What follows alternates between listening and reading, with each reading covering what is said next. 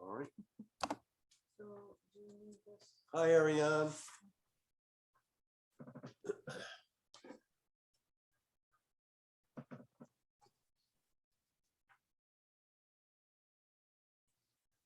Okay. I think Brett is represented for the first hearing. Okay. Okay, it being the evening of Wednesday, September 8th, a quorum being present, I'll call meeting of the Bellingham Conservation Commission to order. Pursuant to Governor Baker's signing of Senate Bill 2475, an act relating to extending certain COVID-19 measures adopted during the state of emergency, the Bellingham Conservation Commission will meet utilizing the Zoom online option. Instructions and invitations are available at the town website, www.bellinghamma.org. Moving forward in this meeting, the chair instructs the meeting administrator to withhold access to speak at the meeting until or unless such persons requesting to speak are visible on screen and respectfully request such access. Okay. Can I speak for a second? Who's speaking? Ariane. Oh, Ariane. Yes, okay. I just wanted to say that I'm driving home from work right now, so mute and unmute is going to be kind of difficult for me. But yeah, Okay. I We'll we'll Be take safe. that. We'll take that into account. okay. I'll be listening. If you don't hear like the sound of explosions and then me saying nay, then I guess we can assume that it's I, or I recuse myself if I need to. All right. Be safe. How far out do you estimate you are? 25 minutes. I'm in the work parking lot right now, so I figured I'd say that before I get on the road. Fair enough. I see Neil's on. Okay, so I think what we'll do is we'll proceed with the first public hearing.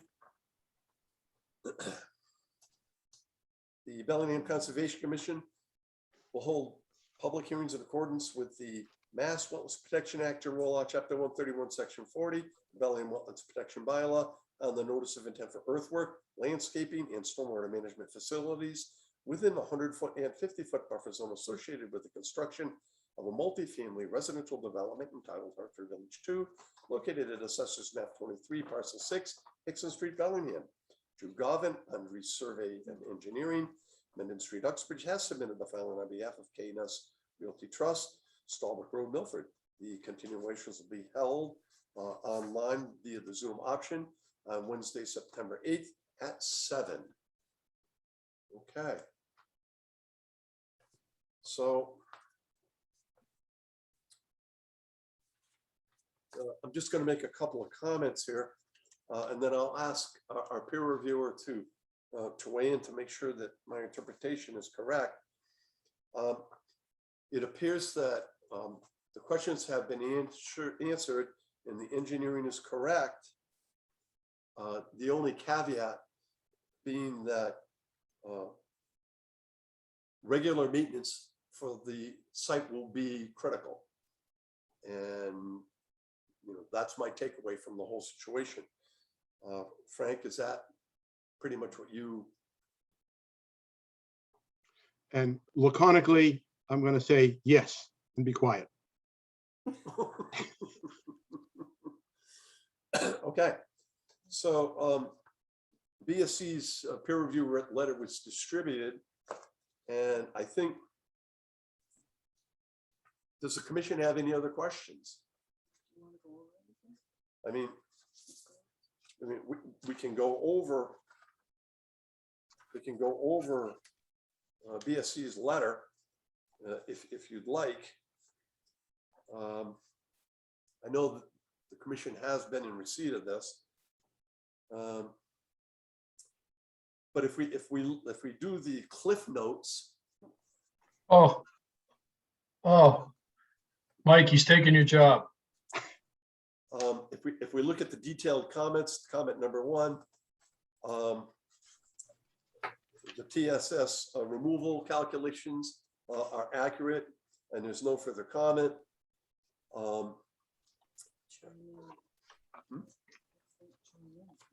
Frank, jump in anytime you feel like it's appropriate.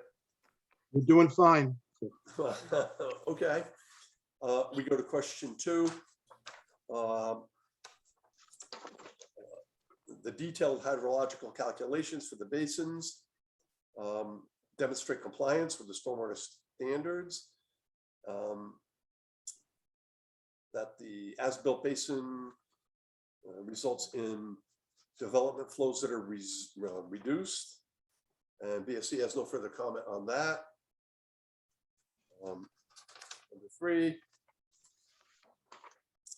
This is a little bit more lengthy, but I think I'll shorten it up by saying at the commission's request, the original basin for the first phase of this development was a little bit overbuilt.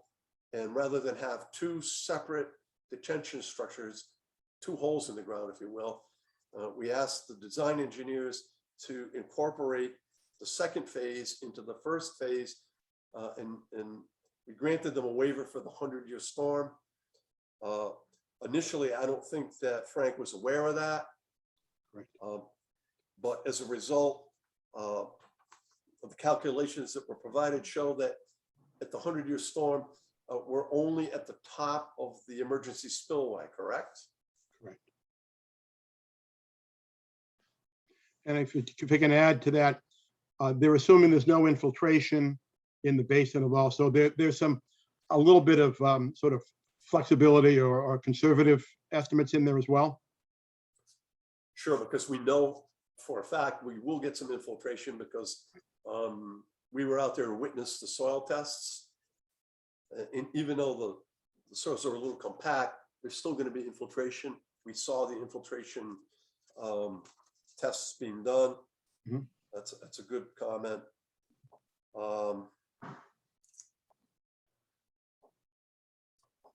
Moving on to number 5. Just one thing, that's the one item that, again, I'm going to recommend that there be relatively stringent O&M programs, because if some of those items get blocked up or whatever else, there's not a lot of freeboard. I should add, they did assume there was no outflow from the basin as well, as a second sort of conservative type thing. But there's not a lot of freeboard above the top of it, and just to make sure that's maintained would be a really good thing, I think, long term. So what we're going to do is we're going to require that all of the tasks associated with the operation and maintenance plan upon completion are submitted to the commission for review. If those tasks have not been completed, there is a association, a homeowners association or a condo association. They will bear full responsibility for making sure those tasks have been completed. That would certainly be consistent with the original order that was issued for the first basin. And I will add, upon which we never received a single report. So moving forward, knowing how critical this is, the commission doesn't want to be chasing the condo association to assure that the tasks are done. So we're going to rely on the applicant to instruct the condo associations now. Or is it going to be one association or 2? Do we know? Byron, do you know the answer to that? Is there one condo association, or is it combined? Is it combined, or is it separate, 2 separate? My understanding is that there'll be one condo association. And the condo association does have copies of the O&M plan and the maintenance schedule. Okay.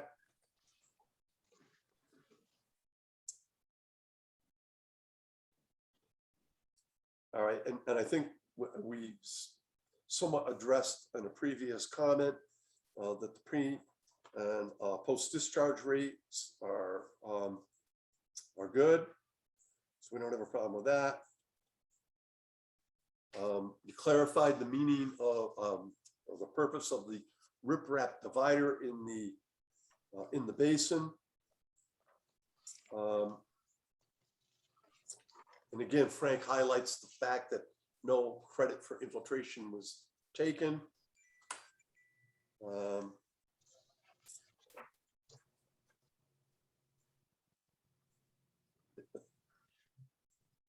then the gabion wall separates infiltration from detention.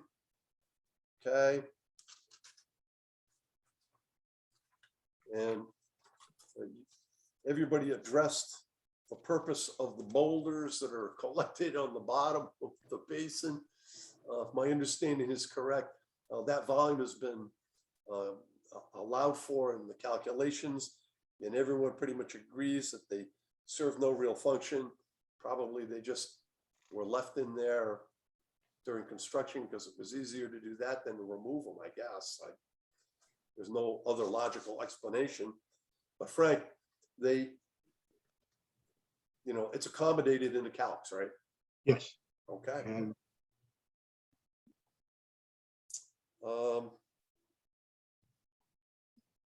And then the final comment, I think it's the final comment. The basin model for the outlet control structure accurately reflects the current outlet conditions in the basin. So this is what we were looking for. Do you have anything to add there, Frank?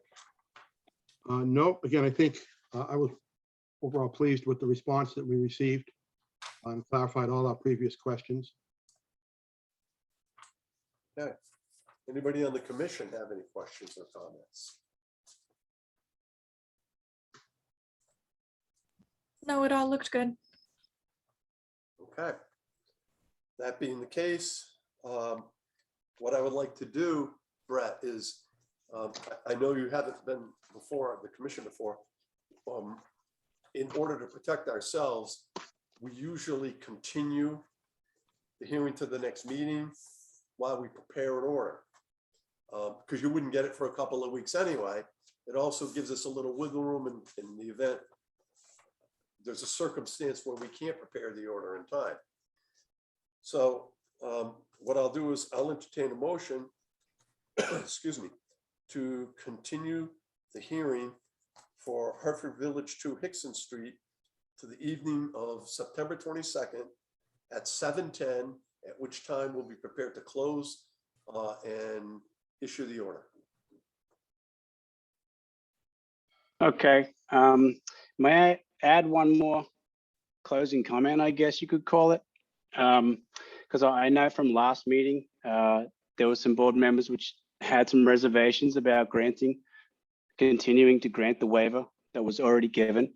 And I just wanted to add that, further to the third party review, which is why we have an independent third party reviewer, which I believe is nothing short of an endorsement, 100% of the calculations provided.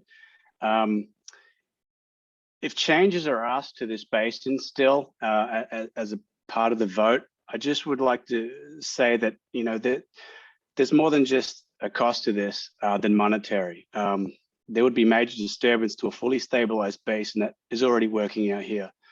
We can't just add 6 inches to a berm. You need to peel that back. You need to remove the entire fence along that embankment.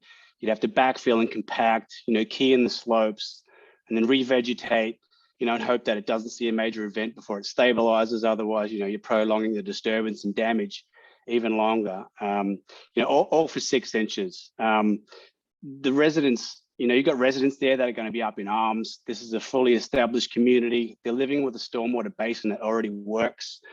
And we provided a very conservative emergency analysis whereby if you blocked all the outlets, the overflow from the basin is still at non-erosive velocities.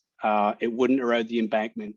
So even in the very unlikely event where you blocked up every orifice in that outlet control structure, and there are several very large holes in that outlet control structure, they're never going to get blocked. But even if you do, the basin is still going to function. It won't destabilize, and it will still perform.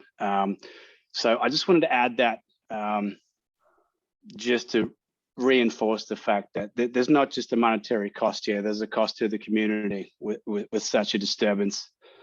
If we were to go ahead and lose that vote. Okay, well, I'm sure that the reason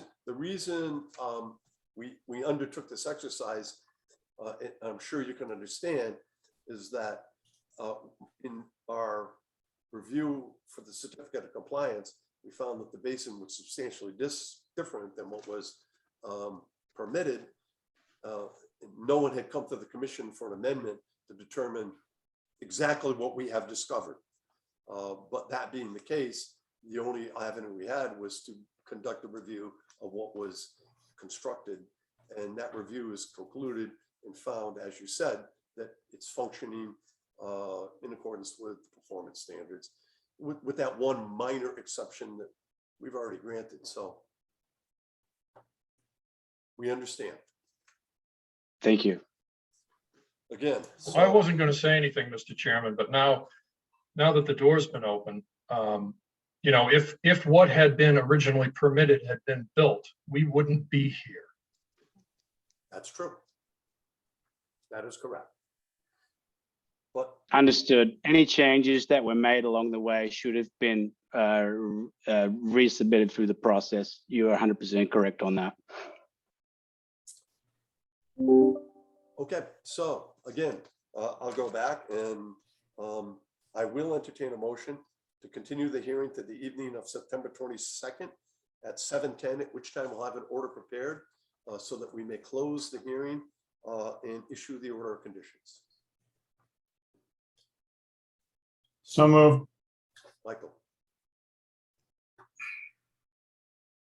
Second. Brian. Okay, again, we've been advised that the proper way to do this is by roll call vote. So Brian, Hey. Noel, Aye. Michael, Aye. Neil. Aye. Now we know that Ariane is in the car. So, Hi. okay, thank you. All right, that's You're well thought. by unanimous vote. Please don't get into an accident. Yes, really. All right, Don't tell me what to do. so Brett, we'll see you in 2 weeks in the procedures. We close, we vote to issue the order, and then it's just a question of getting the signature. And I have one question. When we do finally get this thing signed and issued, where does it get sent? It would get sent to our client, Brad Wright. I can provide you with the mailing, his current mailing address and the corporation name to use. Okay, thank you. You're welcome. Okay. So we'll move on to the next order of business.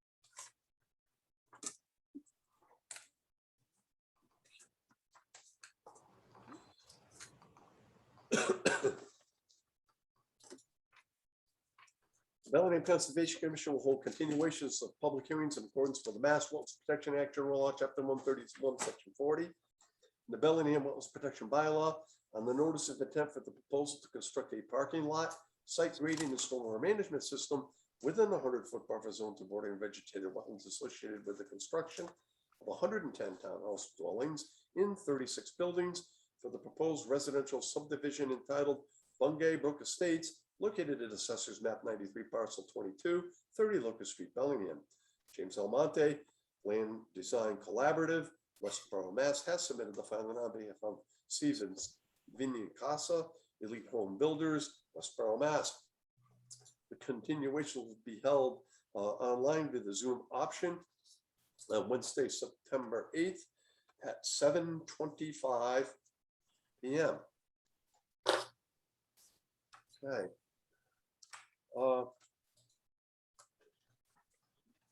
The administrator has been contacted by the applicant requesting a continuation. If the board will recall, they had an enormous amount of homework to do to prepare the required information, and they are not ready yet. Mr. Chair, quick question. Yeah. The letter that was included in the response that was included from LDC and dated August 11th in the Dropbox, that seemed to be reflecting lots of comments by BSC, but in addition, their responses, most of which you said, well, the first 4 or 5 that I read through were like, well, we'll provide this under separate cover, or this will be in another manager report. Is that the information they're still working on? That's the homework, yes. And that being the case, we need to provide them with opportunity to give us the information, some of which was requested by the commission, some of which has been requested by abutters, and some of which has been requested by our peer reviewer. So yeah, we need to continue the hearing. Sorry, additional question, Mr. Chair. The comments made by Frank BSC, are those both planning board comments as well as Concom? Some of them seem to be more planning board oriented. Yes. Okay. Is the detention basin fencing, which is one of the comments that they made that caught my eye, a Concom regulation or a planning board regulation? My understanding it's planning board. I suppose if we had our way, there'd be no fencing around detention basins. But in the interest of public safety, the planning board has a requirement. So that's why we always require the 6-inch or 4-inch freeboard so that the critters can pass underneath of it. Because as is our experience, they have a habit of using stormwater management systems for breeding habitat, even though DEP doesn't recognize it. So the comments in that area were split then between Concom, if I understand right, which is maintenance issues and concerns of the detention basin versus the safety issue, which did catch my eye too, which they seem to basically feel like, oh, it's no problem, nobody's going to drown in it potentially. So, but the maintenance of it, they didn't seem to address at all. So, okay, that's interesting to know. Okay, well, guess we'll see what they come back with for formal responses. Yeah, I mean, one of our main concerns is they're trying to use low impact development strategies to manage stormwater. And there's going to be a significant amount of impervious material here. And we want to make sure that these low-lying areas are going to have the storage capacity necessary, even though infiltration rates are expected to be very, very high. We need to assure ourselves that the capacity will be there, including under the local bylaw, frozen ground conditions, etc. As well as roof leaders infiltrating into the ground. That is, yep, that's I watched them bypass that one right over. Oh, we're planning on having just flow over the ground and go somewhere. I was like, really? Okay. I don't think so. Now, how many buildings are they proposing? Was it 32, I think? It's 110 units in I thought they're triple units. 30 something. There's okay. Yeah, that's a lot of roof leaders to just have flow over the ground. But DEP is saying that any subdivision with more than 4 units has to have infiltration. So, okay. I mean, they can say they just want to let the gutters run it over to the ground, but we know that that's going to be insufficient. And I'm sure Frank will be all over that one. Right. Okay. Yep. Thanks. Anybody else have a comment or question?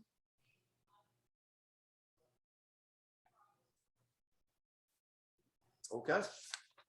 Actually, Chair, my name's Brian Rhodes. I'm in a butter at 40 Locust Street. Not quite as familiar with the procedures, but if this is approved, would they be putting in a lot of the measures prior to starting construction? In other words, one of the issues was on the north side of the parking lot. That's where I'm at.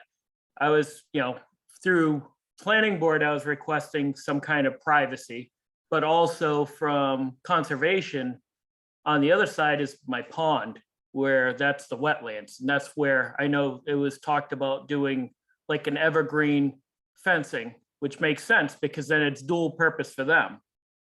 I wasn't sure if that would be done prior to them starting construction, just to avoid some of the noise, but also all the debris traveling across the property lines. Well, normally what we do is we have a condition in there about housekeeping during construction.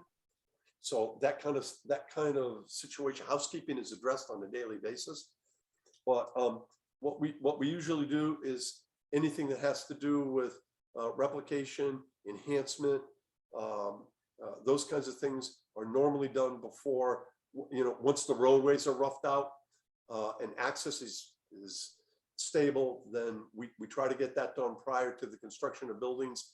We've learned in the past that failure to do so means that frequently you're chasing guys as they're leaving town saying, you didn't do this. Well, we're done.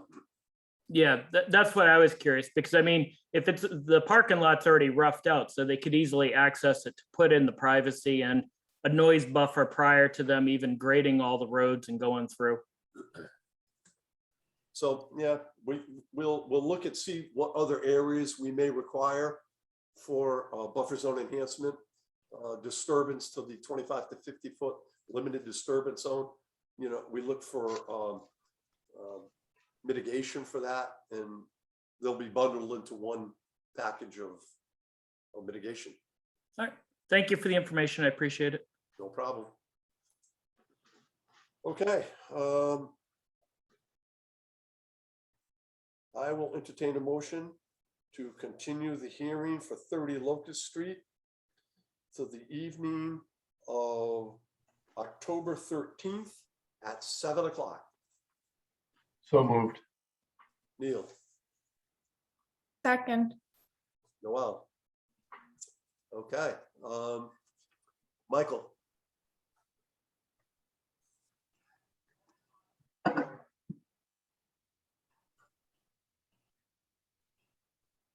I gotta unmute.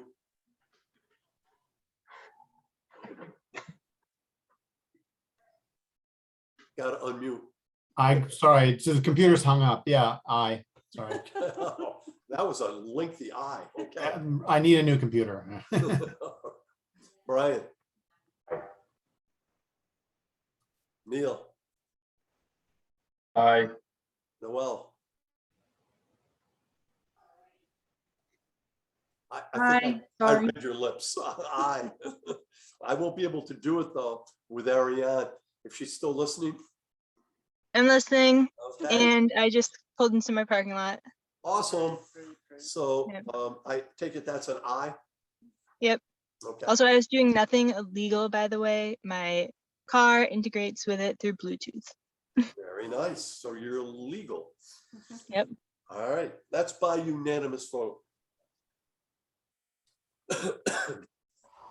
Okay. Now moving forward, we have, it's not a public hearing. It's what we would call an informational request. This is by WS Development for the Bellingham shops, represented by Jeff Curley. They're requesting an extension for 105-760. The shops of Bellingham order of conditions. Okay. Good evening, Mr. Chairman, fellow commission members. We have submitted what I hope is a fairly detailed cover letter to describe the circumstances that have taken place since we were last before you. And we are seeking a 1-year extension on the current order, as is the case with probably a lot of projects before the commission. A lot has happened for us over the last couple of years, and particularly in the last 60 to 90 days, we've gained a fair amount of momentum in communications with state representatives, state senator, Congressman Auchincloss's office, and in communications with Town Administrator Frayne and planner Jim Kupfer. are hopefully moving forward soon with an application to US EDA for a grant. What's been holding up the project, or the ability to advance the project, has been our ability through consultation with the state and locals to define a scope of offsite roadway improvements capable of managing the introduction of additional traffic into the 126 corridor. There are existing deficiencies in the corridor that are obviously in need of repair. The town's fully aware of that. We have been in the background working alongside Planner Kupfer and Administrator Frayne, advancing through our own expense, evaluation of the corridor, traffic situation in the corridor, mitigation, trying to define a scope of mitigation that a private project can afford and can undertake, that the town and the state DOT will accept. And again, in the past 60 to 90 days, we've seen a great deal of momentum begin to form behind that effort. We do have every expectation that that momentum will continue. We've got some upcoming meetings with DOT to put further definition to the scope. We're working closely with Administrator Frayne's office on proposal to advance the grant application with US EDA. Town would be applicant. WS Development would assist in funding the grant preparation. And we expect to move forward and make applications to local boards this fall, early winter, provided that momentum continues. And a vital piece of that is to keep alive the existing order that we have, particularly the existing delineation. We do expect there to be some fairly substantial changes to the project coming before you. We think those are all going to result in far less wetland impact ultimately here, a different connection point out onto Route 126 through the existing Crossroads Shopping Center coming through behind Home Depot is the expectation. And but again, having that delineation in particular, which is the aspect of this order that we'd most like to keep and be able to build upon, is vital for us to move forward with the application. We recognize we've still got a process before you with your local bylaw, and understand that, have always understood that process is ahead of us here. But establishing the delineation for purposes of the state and federal processes and for planning purposes as we move forward with application, an extension of the existing order is vital for us. So I'll leave it there and entertain any questions that the commission has. Okay, the letter requesting the extension has been distributed. Comments? Well, I'm excited that there's been movement in the last 60 to 90 days. I'm wondering what happened in the last 60 to 90 months that this permit has been active. Several extensions have been given. The last one that was given, I believe, came with the caveat that we would be kept in the loop as to what was happening. And I don't believe that has happened even a little bit. Well, I'm not inclined to, it's just mind-boggling. In terms of what's before us, if I may speak to the last 60 to 90 months, I understand the point of the question. There was an understanding and preliminary advancement of a revised interchange design here that originally got hung up in the 07-08 downturn. And as we came back out of that and efforted to move that forward, ran into a variety of roadblocks at the state level to move that forward. We have since, and it was immediately prior to the last extension that the commission granted, that we were made aware that forces within DOT at the state level, not at the district level, but in Boston, had pushed back against the idea of that interchange solution, which at that point in time, again, this is immediately prior to the last extension, sent us back to the drawing board to figure out a project that we could build, that we could provide appropriate mitigation in terms of roadway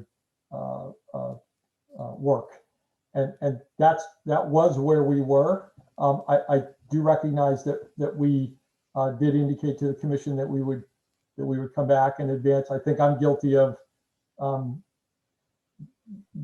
thinking that as I was communicating with Planner Kupfer, with Administrator Frayne and others, that generally that meant that the town was up to speed. I now know that not to be the case, and that was on us to have been more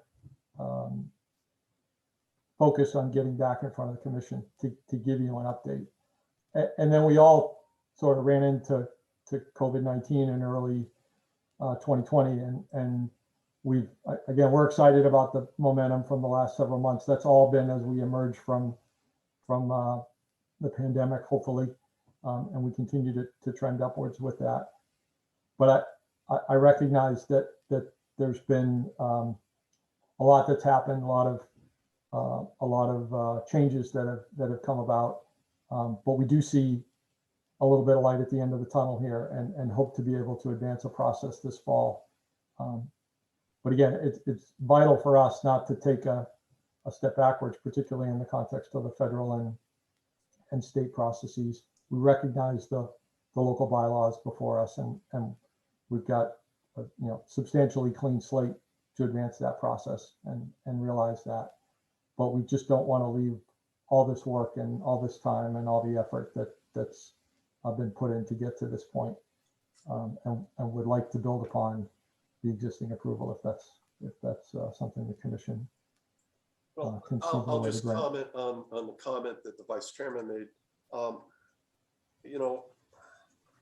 I think it's more than just an oversight, considering the fact that your permit extension the last time around was contingent upon providing information to the commission, and considering that the commission is the only entity for which there is a permit on this process. I think that's more than just an oversight.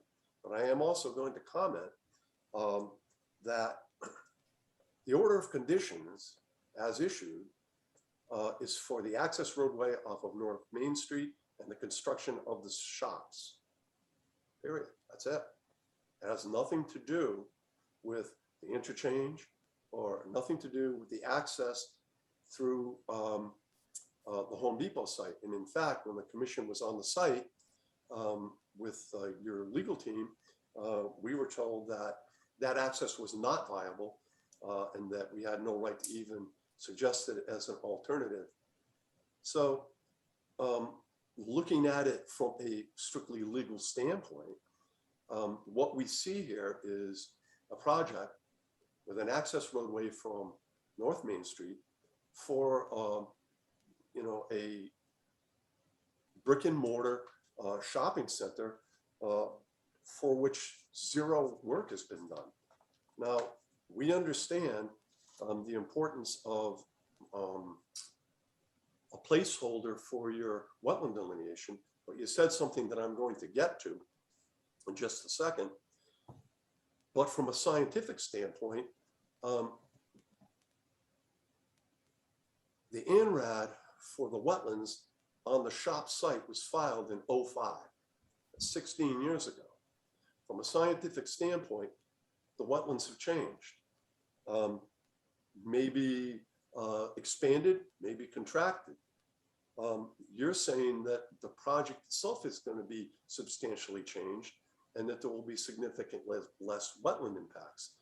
What I'm suggesting to you is that if that's the case, then it won't require a whole delineation of that major wetland system, the White Cedar Swamp system, because you'll be able to eliminate buffer zone impacts to those areas. So it won't be as much of a hardship as it would be if you were to begin from scratch with a brand new project. I'm just stating those as facts, and I'd like to hear more from other commissioners because. Mike, go ahead. Yeah, so I was looking at one of the lines in the letter. This is the one that we received that was dated August 27th to the town commissioner and Conservation Commission from the applicant. And the line, I'm going to get to it here 1 second, scrolling down. This is one of the last lines in the letter. The applicant understands that several additional local approvals are required for any project, including approval pursuant to the Bellingham Wetlands Protection Bylaw, okay, and an amendment to the existing order. However, and this is the part I focused on, the importance of being able to rely upon the determinations made in connection with the original order cannot be overstated.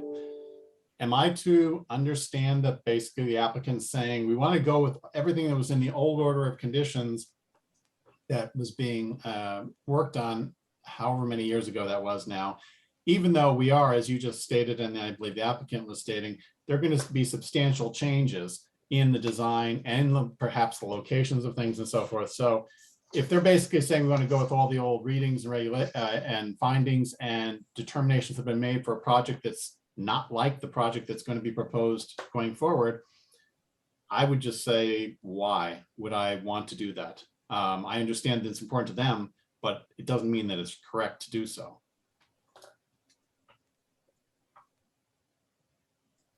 Maybe I'm misunderstanding. If the applicant wants to correct me, I'm fine with having that reinterpreted.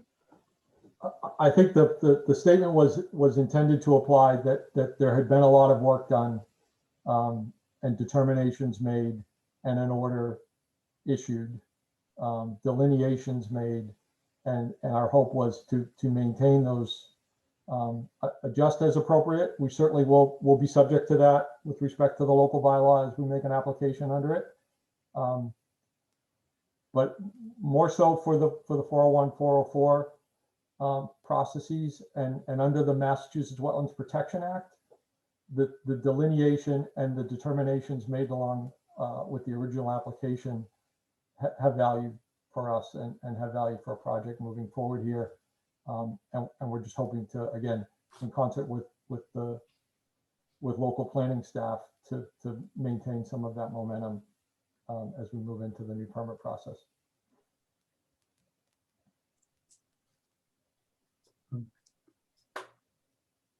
So Jeff, do we have your commitment on behalf of the applicant that you will be applying for the local wetland permit as part of this project? Yes. On the record.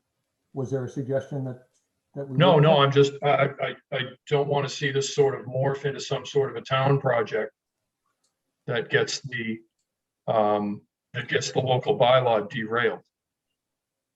Well, the roadway project will have its own. Correct, but that's a separate project. Right. As it relates to development of the land behind Home Depot, that would be a private development and would be subject to local bylaw. And the access road from North Main Street. Right now, the expectation is that access road will be through the Crossroad Shopping Center, through the existing curb cut that services the Home Depot project today. There will be no access road from North Main Street. It'll eliminate a wetland crossing. The expectation currently is there will not be a full access drive out to North Main Street. No. Well, you know, subject to conversations with local police and fire and checking those boxes, Mr. Chairman. It's not, we don't believe the project on its own requires an access drive out to North Main Street. Okay. And see, I don't know why we weren't included in the planning. This is the first we've heard of it. I think we're going to need something more substantive than, you know, your representation, because I have personally seen situations where an applicant's representative is sat before me, made representations, and then down the road, the applicant says he was not authorized to make that representation. So we need to see much more than that. I mean, if this is the case, if your plan is to move forward, eliminating that access, then I can understand why you're telling us that there will be significantly less wetland resource areas and buffer zone impacts. But we need to see something. Understood. And I'm asking for a little more time in order to advance the preparation of those submissions. We're trying to take steps here to move forward with confidence, make applications, but not wind up in a position where we found ourselves before, which was we spent a lot of money and found out there was not a roadway solution here along 126. We believe there to be a solution on 126. We're seeing that momentum, as I mentioned. There's several local elected officials that have been helpful in moving this process forward. We're participating with town staff in efforting the grant proposal, and we believe with this momentum, we're going to be able to make a submission to the commission this fall. Irrespective of the fact that the commission stated on the record during the hearing process for the shops that the interchange was not a redevelopment project, but a brand new project. It would not meet any state performance standards. It was the applicant's wish to continue along that path. However, you have until October 15th. We need to see something. Obviously, if it's my opinion, I don't know about the rest of the commission, and I'm going to poll them. But if the access roadway, the bridge crossing is going to be eliminated, it's going to save you a boatload of money. That's not a cheap roadway to build. We're talking millions of dollars. B, from our perspective, it's going to eliminate a multitude of impacts. So that works for us. But for us to say, oh yeah, we're going to grant you an extension, and then find out that for some reason or other, in another year, the whole thing falls through again, and we're back where we started. I don't think that's something that we can extend ourselves again for, because last year, the commission extended its discretionary authority pretty much to the limit. And in exchange for that, we really have nothing to show except for what we just heard tonight. So can you get us something by the middle of October? Something that we can look at and say, okay, this is the direction we're going in. This is what we're going to base the extension on. Because right now we have nothing. What we have right now is a 16, well, actually it was issued in 07. So we have a 13-year-old order of resource area delineation and an order of conditions issued on a plan that has no relevance with access from Hartford Avenue. And what you're asking us to do is to believe that the stuff that we fought so hard against is now all going to go away. And because you don't need it. We need more than that. I mean, I don't know what the commission feels, but go ahead. Well, I'm intrigued by the idea that there's the potential for a significantly less impact by running the road out to North Main Street. That's very intriguing. That was the worst part of all of that, from my point of view. I certainly don't want to revisit this project again. I spent enough time on it on the first go around. I would really like to avoid doing it again. It was a lot of work, and I thought it came out okay in the end. So I'm hesitant to not grant it, but I'm also, again, you know, we're on tenuous ground for issuing an extension at this point, given that no work has been done on the project. But Mr. Chairman, what's our is 1 year the minimum? No. we can, There is no set time limit. Everyone always asks for the max. But I mean, maybe we should ask Jeff. I mean, where are we and where are we far enough along in the project so that you can share information with the commission who you're requesting an extension from?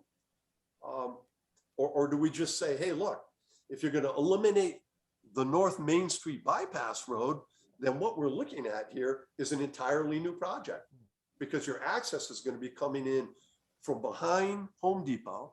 You're going to have a crossing of an intermittent stream at that point, but that's an access that has not been addressed in the previous filing. It's a new project. You could just, One way or the I other. mean, one way. So, I mean, you may not, like I said previously, if that's your plan, all of that delineation associated with the White Cedar Swamp is going to go away, because it was all associated with the roadway. I mean, I think we need more information before we make some kind of a decision here. If I may, if we could have made an application prior to October 15th, I wouldn't be here seeking the extension. I didn't ask for the max. I asked for what I thought was going to give us the time we needed for the balance of the year to get through. What we're trying to avoid is to have the rug pulled out from underneath us again here and to advance too far out over our skis. We're trying to take steps with the state, with the town, who's very much behind advancing a project that fixes the 126 corridor. But we need to make sure that if we're going to spend money to advance a design, to submit, to seek local and state approvals necessary for that design, that we'll get to the end, be handed a permit, and be able to build a set of roadway improvements that will accommodate this project. And we've been to this, we've been here before, thought we had that scope of improvement defined and had it pulled away from us by the state. We're trying to take some steps over the next literally weeks to advance this, to get comfort that we're not going to go and spend and waste money advancing the project again. We're feeling very positive about it. There's a lot of momentum behind it. As I mentioned, there's several elected officials that are foursquare behind it and forcing people to the table to communicate. I think this is going to move forward. I just need a little more time. I don't think I can come forward with a fulsome application by October 15th. I'm not sure what other form a submission or communication would need to get the commission, would need to look like to get the commission comfortable. What kind of preliminary design have you presented to the state? What have you presented to the town? And we presented primarily roadway widening and have been focusing resources on that to define. Yeah, and we've described a project that will generate trips and have done the analysis as it relates to the roadway and the roadway's capacity ultimately. We have preliminary plan together that we've defined for the project, but again, have shelved some of that and are trying to spend our resources wisely here to define a roadway project that we know is executable and approvable. And that's just been where we've spent our resources, spent our money. Mr. Chair, quick question. So Jeff, when you use the term, you don't want to see, you and your client rather, sorry, don't want to see the rug pulled out from under your feet, and then you mentioned that the state had done so.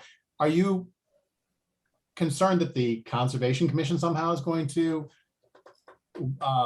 derail your project at some point in time down the road? Because I'm not sure what it is other than an extension of time you're looking for from us. You're looking for an extension of time so that you can develop a plan. I think principally, apologies for the interruption. Sorry. Principally, it's the work, the analysis, the delineation, and the elements of the project that the new project will rely upon moving forward, and not starting from absolute scratch. Oh, so That's you're what not we're hoping to You're looking for an extension, hoping that the conditions that had been approved in the past for a project, which may not really reflect the project that's going to end up being designed by you guys, which still is in the works somehow, even though you're working on roadway stuff, that you want us to basically sign off on, we're not going to change. We'll give you a year and we're not going to change the requirements if you come back to us within a year with some sort of plan. I'm not willing to do that because No, I have no idea what the scope of the plan is. No, I, again, I'm trying to split hairs a little bit here, but with respect to the Wetlands Protection Act and 401 and 404, that's where a lot of this effort has been, is behind us, and hopefully we can rely upon moving forward. We realize that the local wetland bylaw is a brand new process here, a different set of rules that we have to comply with. This is principally about maintaining momentum as it relates to those other elements of the permit process here, and building upon that if we're able to. So the town understands that you're talking about eliminating the bypass from North Main Street. Does the town, does Mr. Frame, does Mr. Kupfer, do they understand you're talking about eliminating that bypass? I'm not sure we've talked about it with them. Yes. Well, see, there are way too many. If you can come back to us with something concrete, like Can I ask what, so mechanically, from the Wetlands Perspective Act, Wetlands Protection Act perspective, what is that mechanism?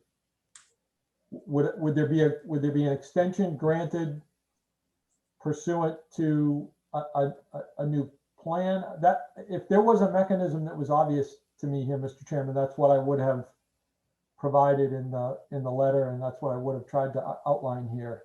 And I am willing to come back in a couple of weeks or do something like that. There was no obvious mechanism here other than the grant of an extension of the order, and this conversation, and a leap of faith, I think, a little bit from both sides to try to move forward and recognize that there had been a lot of work done, and both sides hope to rely upon some of that.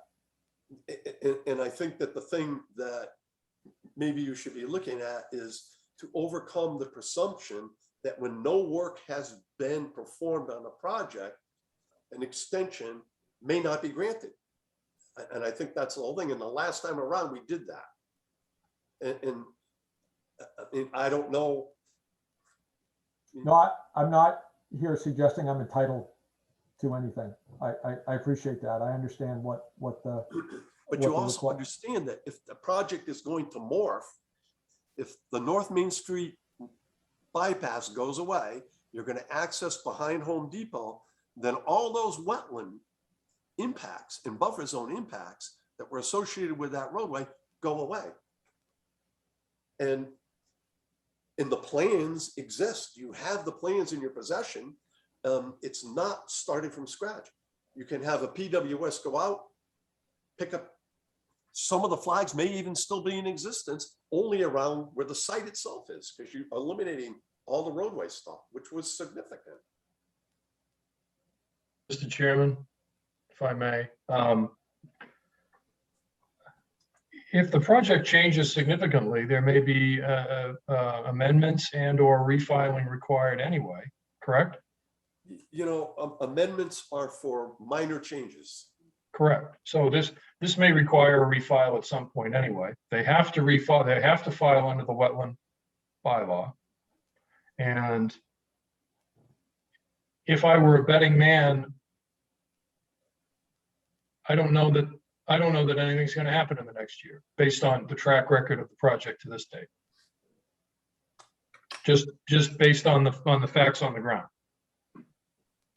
Nothing about the applicant or the desire to get this going, just based on the fact that nothing's happened so far. Through possibly no fault of their own. You know, I like I said, if I were going to take odds on it, they might be pretty good. So I may regret saying I this, might but let it go. I might be tempted to give it another year based on the fact that probably nothing's going to happen anyway. I can appreciate that position. I may regret saying it. I'm feeling more positive about the ability to move something forward over the last 60, 90 days than I have been in quite a few years out here. Is it correct, Jeff, that if the roadway project does not proceed for some reason, the state has a boondoggle issue or whatever, that the project for the shops would not then again proceed? Because that sounds like what you're saying. You've been working, you've been focusing with the town on the roadway. That's not within our purview, nor can we have any say about that, nor does it really, the progress in that is of some interest, but not the main interest here. Are you saying that the roadway work doesn't go ahead up at 126 and the Home Depot improvements, that you're not going to go ahead with the shops? If we are able to define a scope of improvement to the 126 corridor that the town and the state will indicate to us is appropriate mitigation for the project we're proposing on the shop site. And that project is what I think it's taking shape and becoming in terms of the roadway. Then I think there's a strong likelihood that WS Development could move forward. Again, a lot of things have to be understood economically, the cost of that, the specifics of that improvement, that scope of improvement. But again, the conversations we've had so far have indicated that there may be a scope of roadway improvements that a project here could fund. In which case we'd control our own destiny here. What's the status of the design? Sorry, I mean, we have another hearing coming up. I'm trying. Yeah, no, I appreciate that. Status of which, The design for the DOT portion of the project. of the roadway project. Yes. The town is entertaining a proposal from our traffic consultant. I would tell you, Mr. Chairman, it's probably at a 10 or 15% design. And they're moving forward. They want to move forward this fall very quickly to advance to a 25% design submission. And there have been. And so obviously a planning board permit's going to be required. Absolutely. And if the planning board says that the roadway from North Main Street is a requirement, then we've gained nothing. Because the planning board could very well say, no, we can't have whatever the end use is for that site.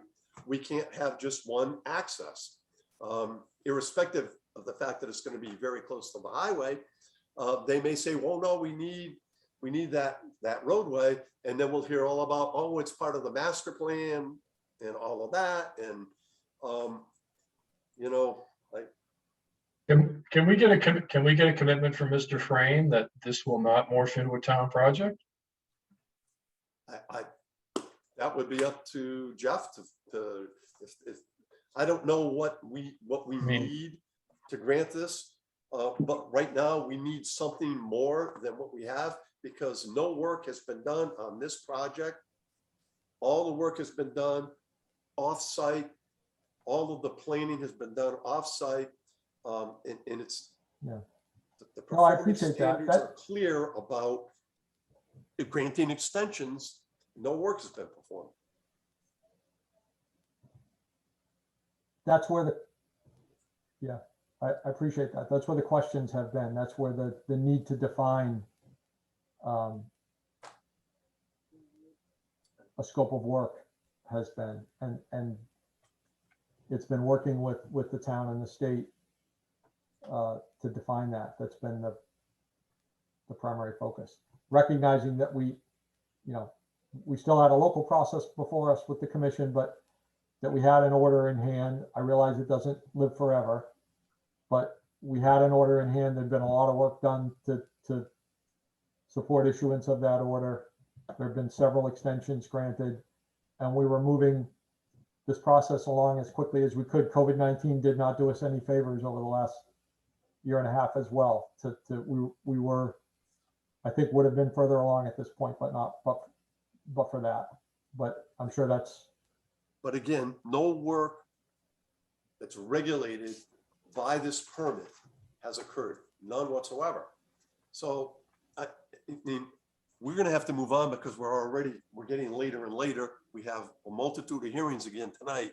So, I mean, would the board be satisfied if we can get some sort of representation from the town that they'd be willing to let the North Main Street access go? We can get something that we can base that on. What I'm gonna do, I'm gonna have to entertain a motion to table this discussion until we can get that information. And because otherwise, you know, I appreciate the work that you're doing to provide the access that we were told 8 years ago was not part of the project. And it's not regulated by this permit. So you got to give us something. Because right now we got nothing. Mr. Chairman, can I make one quick comment? One quick comment, yeah. On the ORAD, the original delineation that was done in 2005. Yeah. I really don't think that's going to cover something in 2021. I've seen perennial streams in Bellingham cut another channel,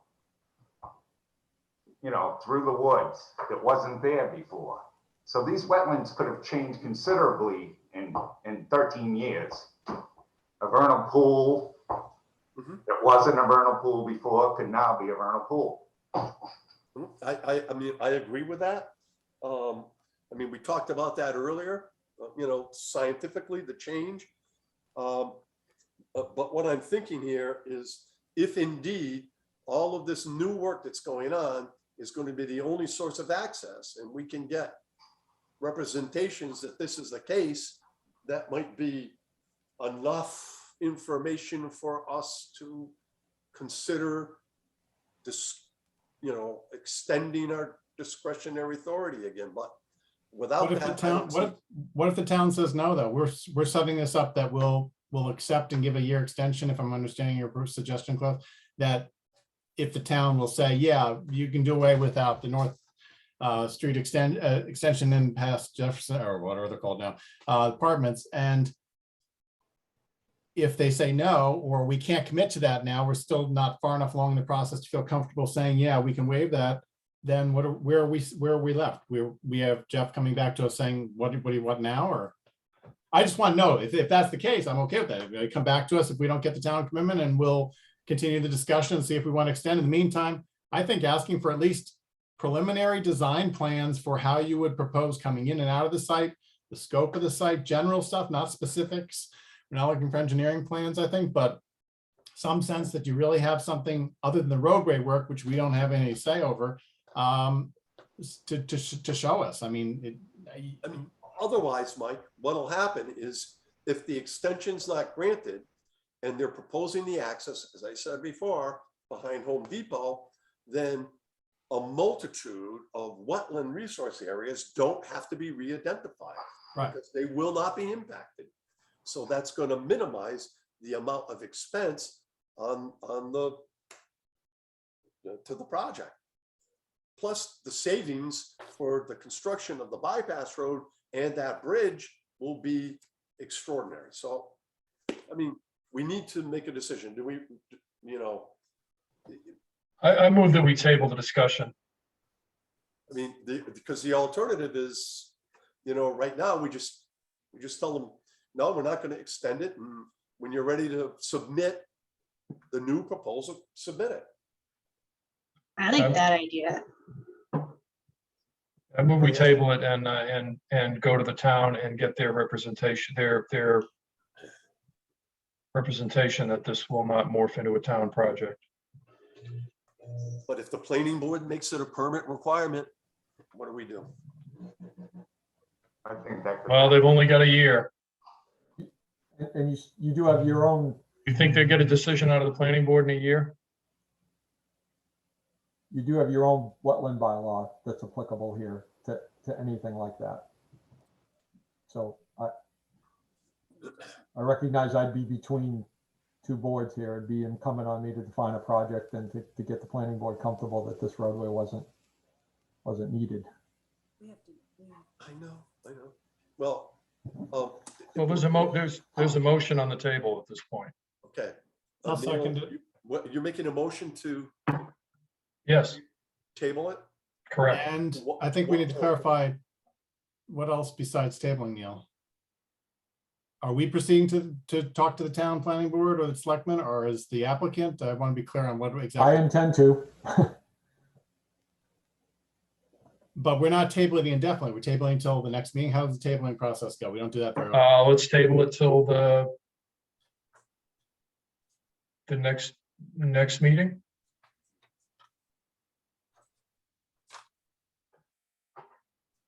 Okay. So the motion, so that would be on the 22nd.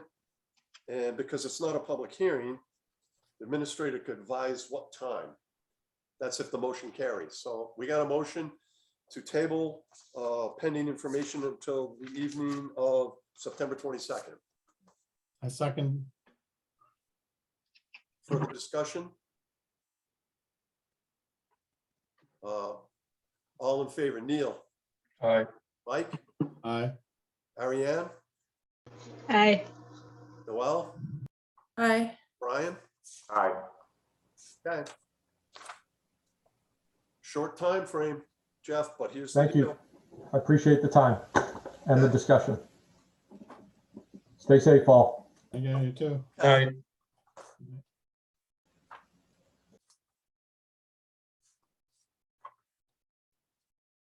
All right, Mark Allen's on.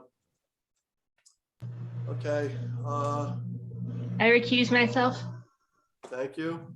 Mark, apologize, that was a little testy, but we've been there. Yep, no problem. Totally understand. Okay, so what I'm gonna do is eliminate the entire reading.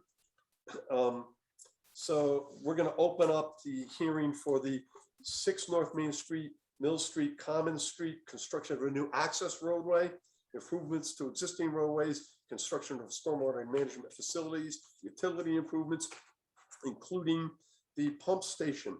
Now, I understand that the final plan set's been submitted. And of course, we're gonna ask Frank to take a peek and make sure that everything is there. I will ask Mark, did you submit this to DEP? Have they seen this? We did, Mr. Chairman. Again, Mark Allen with Allen Engineer representing Snowflake LLC. Yes, all of the design plans and the correspondence have gone to DEP. They were emailed and hand delivered to DEP. Beautiful. Okay. And a couple of weeks ago, I was just going over the older plans for this portion of the project. And I believe it was at the pump station. It referred to details on a plan set D7. Okay. Is that included in the new plan set? Because it wasn't included in the old plan set.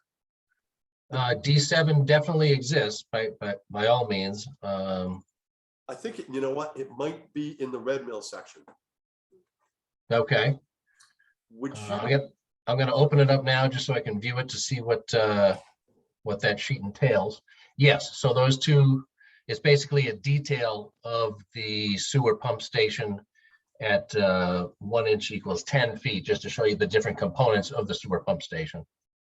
Could you submit that to the administrator so that she can refer to that in the order of conditions as an addendum for the plan sheet? Absolutely, absolutely. D7, yeah. That's the only comment I had. We've been close on this one for a while. I think what we'll do is we'll just ask Frank to take a peek at the final plan set.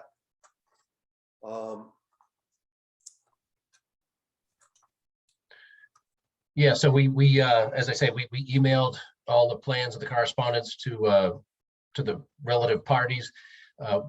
Basically, it was just dotting the I and crossing the T on Frank's last email correspondence. So I think he'll be pleased to just see that his last few comments were incorporated into the final plan set. Okay. So that being said, and because we're operating these two concurrently, I'm going to leave this one open so that we can continue them concurrently, if that's okay. Sure. All right. So now I'll open up the notice of intent for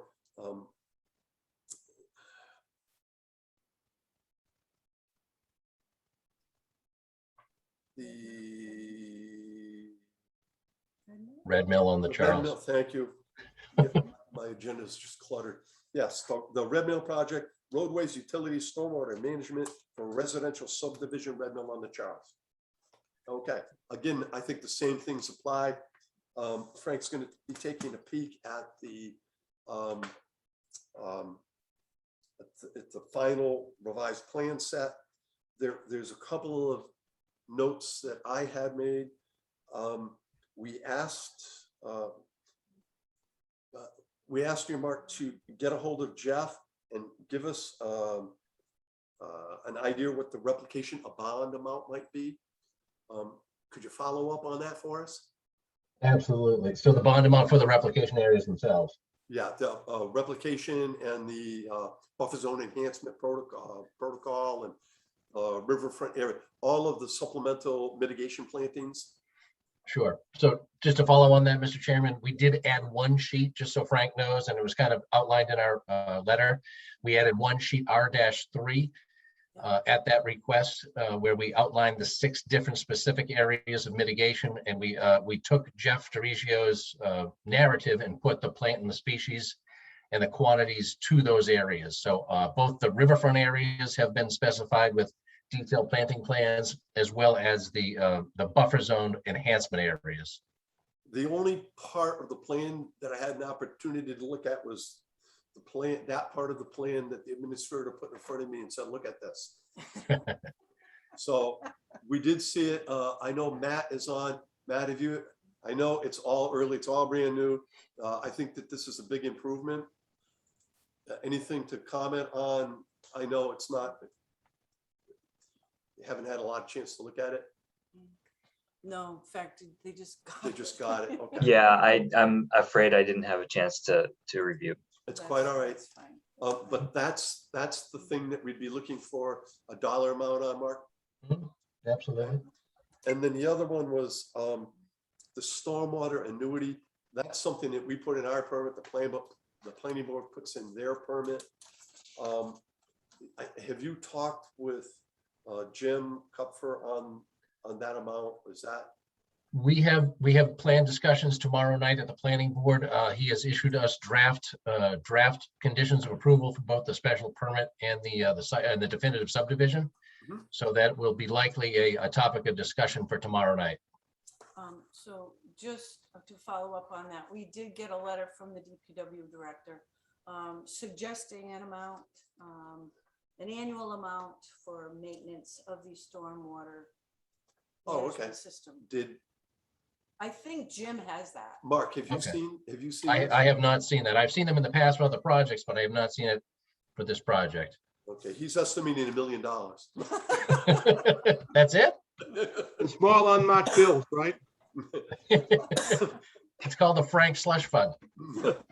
What he's doing here is he has estimated the annual maintenance for the stormwater management system as it appears on the plans to be $1,015. And I believe that the formula is a 10-year amount. Sure. So you're looking at, $10,500 there. Yep, that sounds reasonable and in line with the past projects. Right, so if this is the amount that the planning board goes with, we'll incorporate it into our permit as well. Sure. Sure. All right. Does anybody on the commission have any comments on this or questions?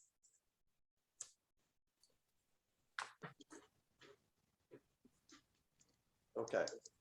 If I could, Mr. Chairman, just a couple of things for Frank, Sure. just to take a peek at, and Matt, just in the final plan set, is the addition of the impervious barrier that we added to the plan set. Just to let you know, we've added that to the sheets. I believe it was IB5.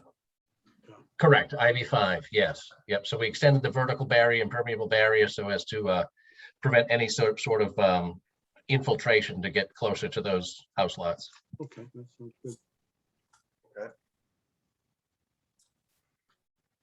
So again, we did issue the complete set with a brief 2-page response letter. All of that went out, like I say, just within the last 24 hours. So please, take it as you will. And if Frank or Matt have any questions with the brief few last responses, feel free to reach out.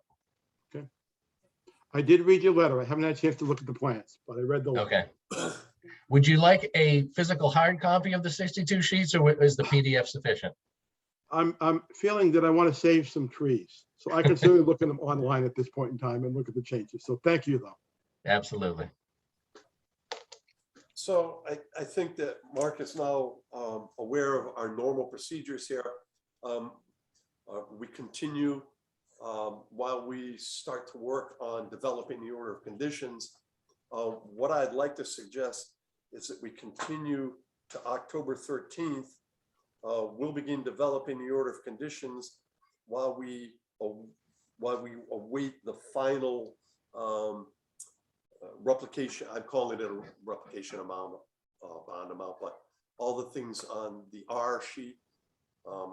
So we'll get Jeff at Sage to incorporate that into an amount, and we'll have that bonded, which of course you get back. And then it'll give us time to incorporate any other final issues that may arise in the final review. In the meantime, we'll start developing a pair of permits. Fantastic, much appreciated. Do we have any idea, Mark, when this project would be starting? And they would definitely do the road before, would they complete it before they start the Red Mill project? It would be done in conjunction. So the way we've had it permitted through the planning board and through the zoning board of appeals for phasing, it would consist of the Mill Street improvements, the Common Street extension, and the entire roadway out to the Lincoln Properties project. That would be phase 1. And all of the associated utilities with that, and all of the associated homes and triplexes associated with phase 1. And then the phase 2 would be the build out of the single family homes on the west side of the property. And then phase 3 would be the single family homes on the east side of the property. Is it roughly a year per phase, you think? That would be very aggressive, but Oh, I didn't know. I just curious. So you didn't mention Mill Street at all. Is there any intent to use Mill Street for anything related to either the construction? Certainly it's not part of the access and entrance, access and departure points for the residents eventually. That's supposed to be up this road, access road behind and over next to Walgreens and or out to Hartford Ave. But is there any plans to use Mill Street for anything? Yeah, so during the first phases of the earth removal permits, as the site gets cleared and tabled, the Mill Street access will be the only point to use for the vehicles. So that has all been conditioned through the Zoning Board of Appeals. And then upon completion of the entire project, the traffic engineers and the peer review through Planning Board have agreed to have a right in, right out only at that intersection. And it's going to be delineated as such. And signed up, marked as such. Yeah, just turning left out of the end of Mill Street's a bear in a car. Yeah, and that'll be adequately marked as to no left turns allowed. It'll only be right turns out. Would that be the case during the construction for the earth removal, when you have no other way of getting all that earth off the site? All the trucks will go up and they have to turn right. They're not going to be allowed to try to turn left into that intersection, are they? They will have to, yes. So with only having one access, when you have the first truck go in, he can't have a choice of going right or left. So during that first phase, they are going to allow that right and left until such time that the Common Street connection is made, and then there will be right turn only at Mill Street. All left turns will go to the intersection. I understand the residential part when you have the other road, but you're telling me they're going to have dump trucks full of stone and whatever debris going out and trying to turn left into that intersection and then stop immediately right where the light is there and not screw up traffic? Oh, man. Yes. That's gonna be a nightmare. Okay, sorry, that's not on our That's not our thing, thank goodness. no, I'm not in our purview. I gotta live with it. Okay, any other questions or comments? All right.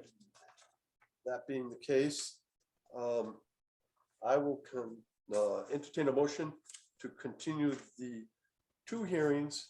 First for the North Main Street, Mill Street, Common Street, and second, the Red Mill project to the evening of October 13th at 7:30.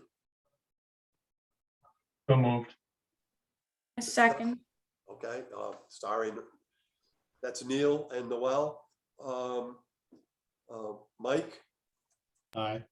Neil, Aye. Noel, Aye. Brian, Aye. Ariane can't vote. So it's a unanimous vote.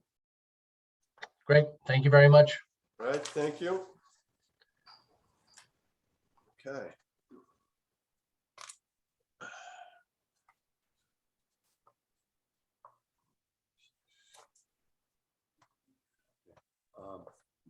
Lucas Street. Payne Street. We already did Locust Street. Yeah.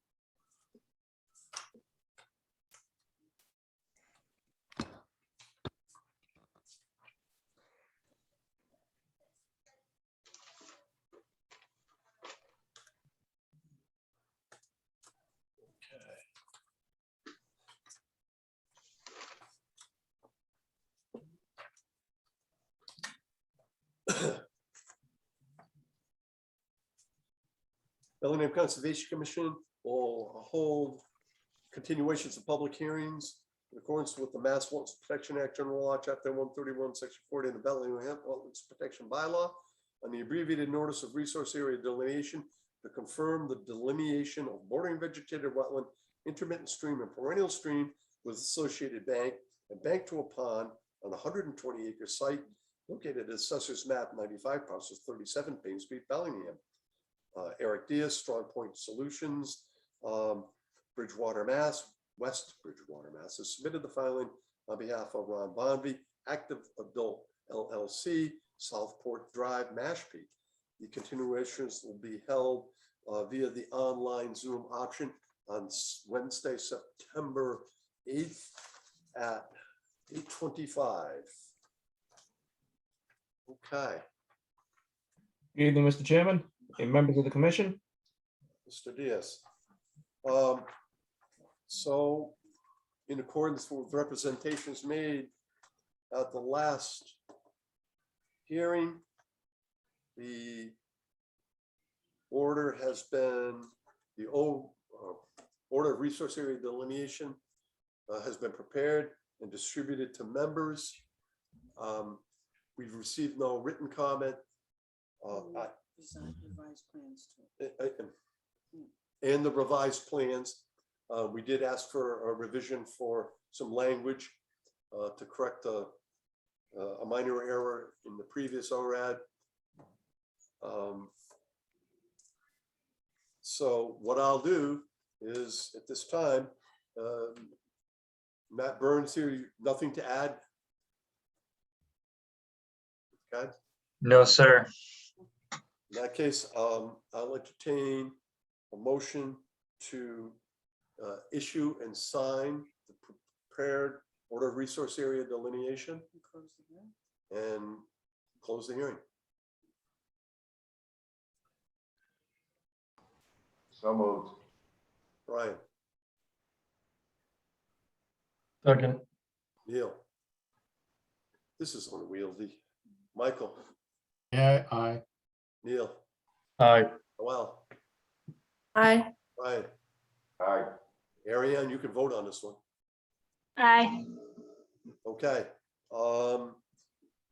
We're gonna have a discussion when we're done with our hearings because we need to sign a lot of paperwork.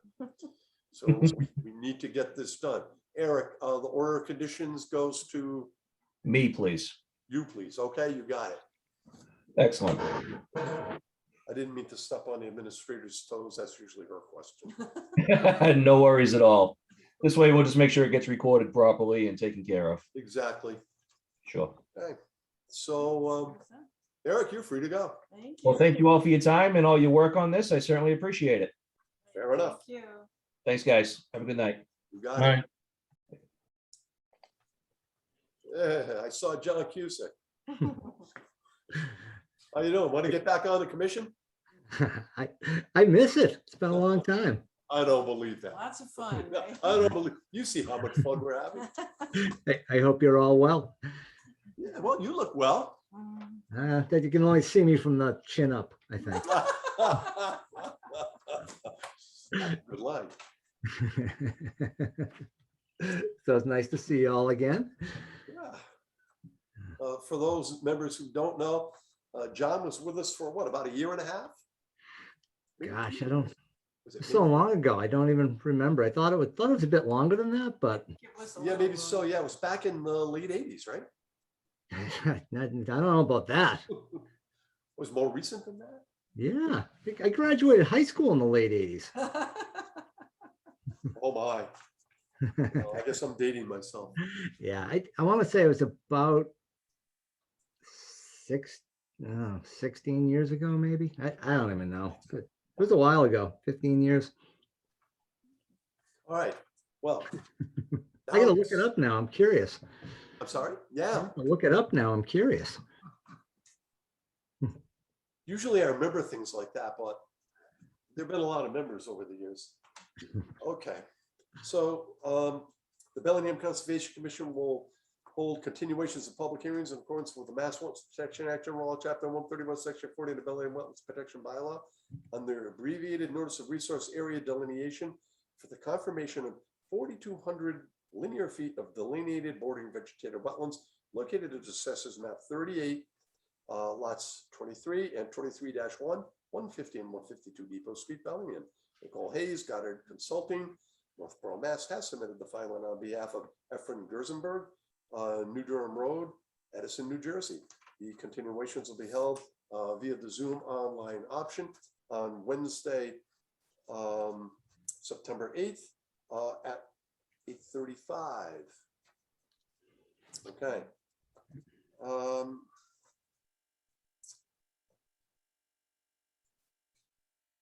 As our previous hearing, once again, the draft, the ORAD was distributed for comment. No written comments were received, so I'll ask one more time. Revised plans were also received. Again, minor changes were made, and the ORAD will reflect that. So I'll entertain a motion to close the hearing and sign and issue the prepared order of resource area delineation.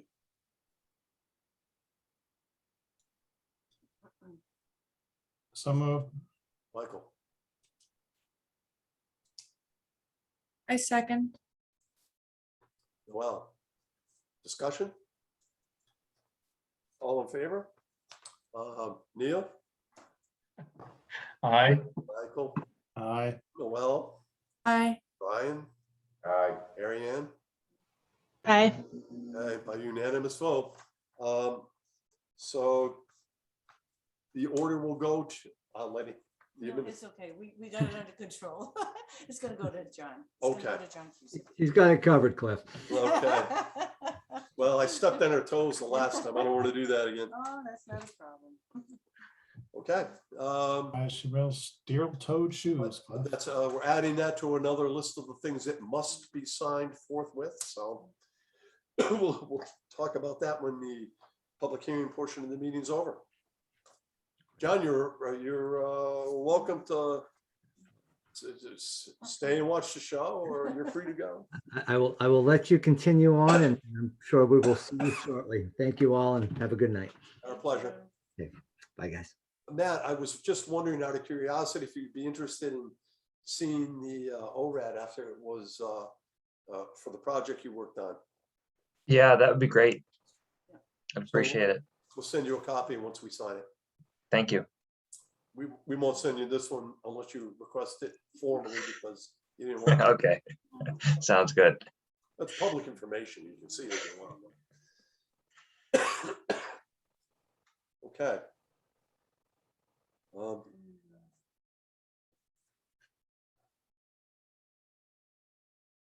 Okay, so right now, was this distributed?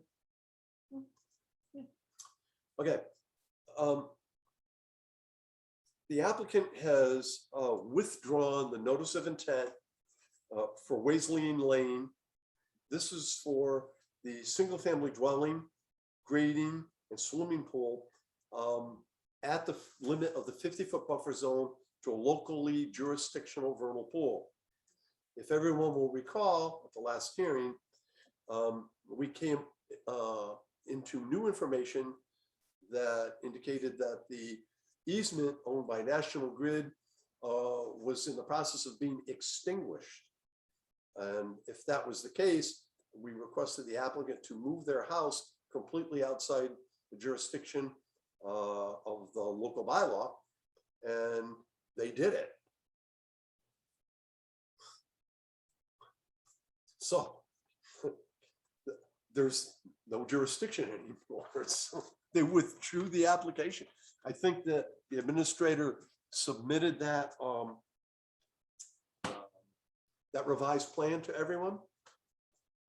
I have a quick question, Mr. Chair. Sure. On that plan, while the house and the pool and the majority of what looks like it's going to be their backyard is outside the 100-foot the vernal pool, it's not clear to me that the graded area, which does slope down towards that area, is not going to be acted upon, impacted in any way, because it is not fully wooded, but it is not cleared land at the moment, is it? Well, I think it was cleared. They were, yeah, I think it was. a lot of cleared. this land was cleared. Well, I don't mean a long time ago. Is it currently cleared so that they're not going to be impacting? Because if they put a lawn in beyond the pool, which I'm sure they don't want to stop right at the edge of the pool or close to it, it looks like that area that's into the 100-foot buffer could be part of their backyard. It's just not clear where it stops. If the plan shows that they're putting their sediment erosion control at the limit of the 100-foot buffer to the vernal pool. Right, but my concern would be after the fact that if that area is not delineated or marked, that they would just continue to, perhaps future owners, to extend down the hill towards the nice wooded area and or impact potentially. I'm not saying they're going to traipse 100 feet through the woods and dump stuff in the vernal pool, but if it's not in any way marked or noted that that's a protected area, resource area beyond there, I'd be a little concerned down the road. And what would you suggest? In a case like this where it's not a clear wetlands line, I'm not sure. I don't know the site well enough. I haven't been out to it to say, you know, whether some signs on trees along the perimeter of the back area there is an idea, or I don't want to make it a burden, but I think we ought to try to protect. We don't have a lot of vernal pools in town, and I think we ought to try to protect it a little bit with some signage or something. This is a little tough, Mike, because under the law, if they're not within the buffer zone or any resource areas, we have no jurisdiction. Can't put conditions on it. I have Right. made every effort to educate this person and their representative, and I have indicated to the building inspector how important it is to stay out of that buffer zone. I don't know what else we can do. He's offered to put in erosion control at the 100-foot limit. And I believe that when the subdivision was constructed, there were actually some signs or something put out at the 50-foot buffer, but I would need to check on that. Yeah, originally, the proposal was to have a stormwater management structure emptying toward and close to that vernal pool. And that was a planning board permit, and we stopped that. So, you know, I think in this situation, you know, Ann's had conversations with the owner. She's had conversations with the applicant's representative. They've moved outside of our jurisdiction. It's difficult. It's difficult to start saying, well, we're gonna put signage or something up on your land that's right at the limit of the 100-foot buffer zone, when according to our own local bylaw, activities within the 50 to 100 can be allowed. So, I mean, How far beyond the limit of disturbance and the erosion control does their property line extend? I don't have the plan called up. I can't find it right away. I did look at it before, but I just don't remember. grading is proposed. All You right, mean so their lot line goes, is their this lot line goes between the 50 and the 25 foot. So they'd be off their property if they're in the vernal pool, but they could impact it by being on the edge of their property down the road. I understand the current owner might not, but okay. Well, I just thought I'd bring it up. They are about 33 feet from the vernal pool. Their property line is about 33 feet from the vernal pool. Right. But But of course, in the woods, nobody knows where your property line stops. But they've been Anyway. educated that there's a vernal pool out there, so. Yeah, that may be all we can do. I just thought I'd bring it up. That's my only concern for this particular project. Okay. Thanks. So I don't think we need any formal legal action on this because the application's been withdrawn. So, okay, I just have to stretch my legs.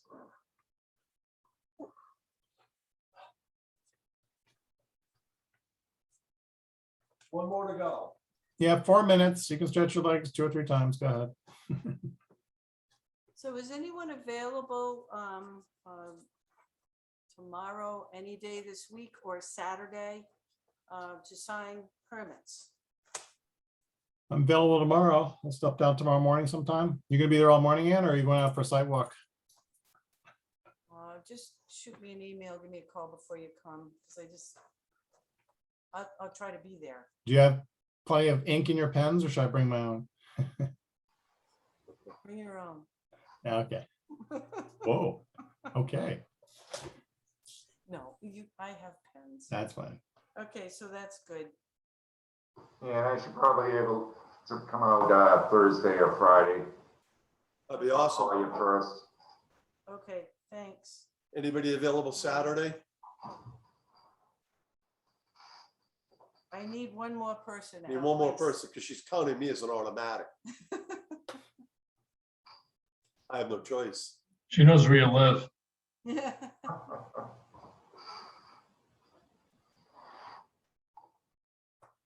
I don't have any availability.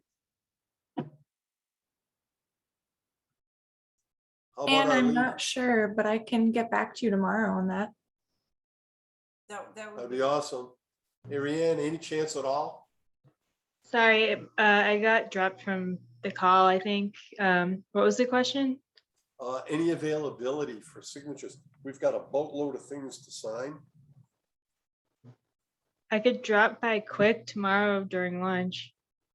That would be awesome. That would be Is that- absolutely Is awesome. that between 12 and 1?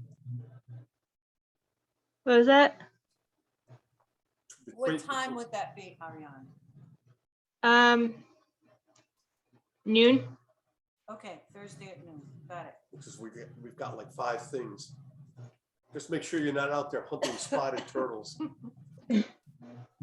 I named him Henry, Oh, but he's gone now. He went back home. God, oh no. Thank you. All right. All right, let's do our last one here.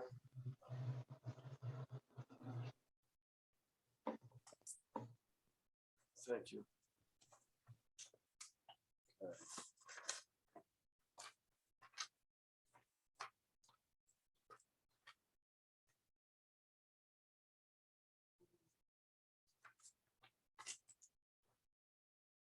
All right, the Bellingham Conservation Commission will hold public hearings in accordance with the Wetlands Protection Act, chapter 131, section 40, and the Bellingham Wetlands Protection Bylaw, the notice of intent for the proposed expansion of existing pavement and installation of a retaining wall to make South Main Street wider, the installation of a 5-foot sidewalk and associated site work and utility adjustments located within the 100-foot buffer zone to bordering vegetated wetlands, and proposed alteration of 10 feet of BVW located at the intersection of South Main Street and Center Street in the roadway, rights of way, Kendra, Santa Maria, Gary and Howland, Milford has submitted the filing on behalf of South Center Realty, Corey Drive, Milford. The hearings will be held online via the Zoom option on Wednesday, September 8th at 8:45. Hi, it's Elizabeth. My nanny, Kendra couldn't make it tonight. Okay, You're stuck with me. all right. Well, you know the drill. So I see that Dawn DiMartino is also on the call because this is, I think as most of the commission knows, this is a project that is part of what Fafford is required to do for, it was part of the approval for the comprehensive permit for Lakeview Estates. I believe this is the only portion of the traffic mitigation work that is within a buffer zone. When this was initially designed, the wetland line was delineated, or the proposed retaining wall was outside of the delineated wetlands. But because it was an older, and if you guys want, I can share my screen. Please. There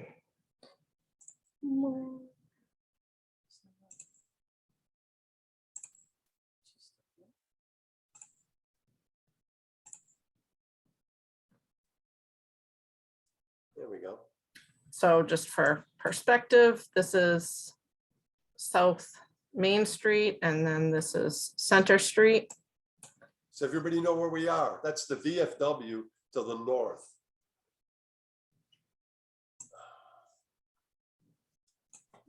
Right? Yeah, one of these is, yeah. Okay. I don't.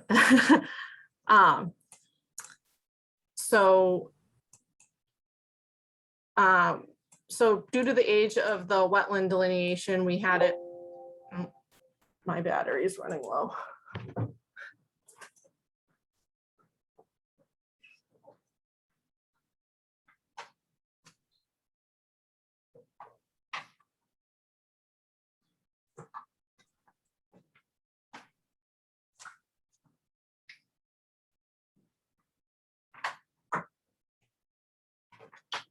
Thankfully, I always bring this home with me.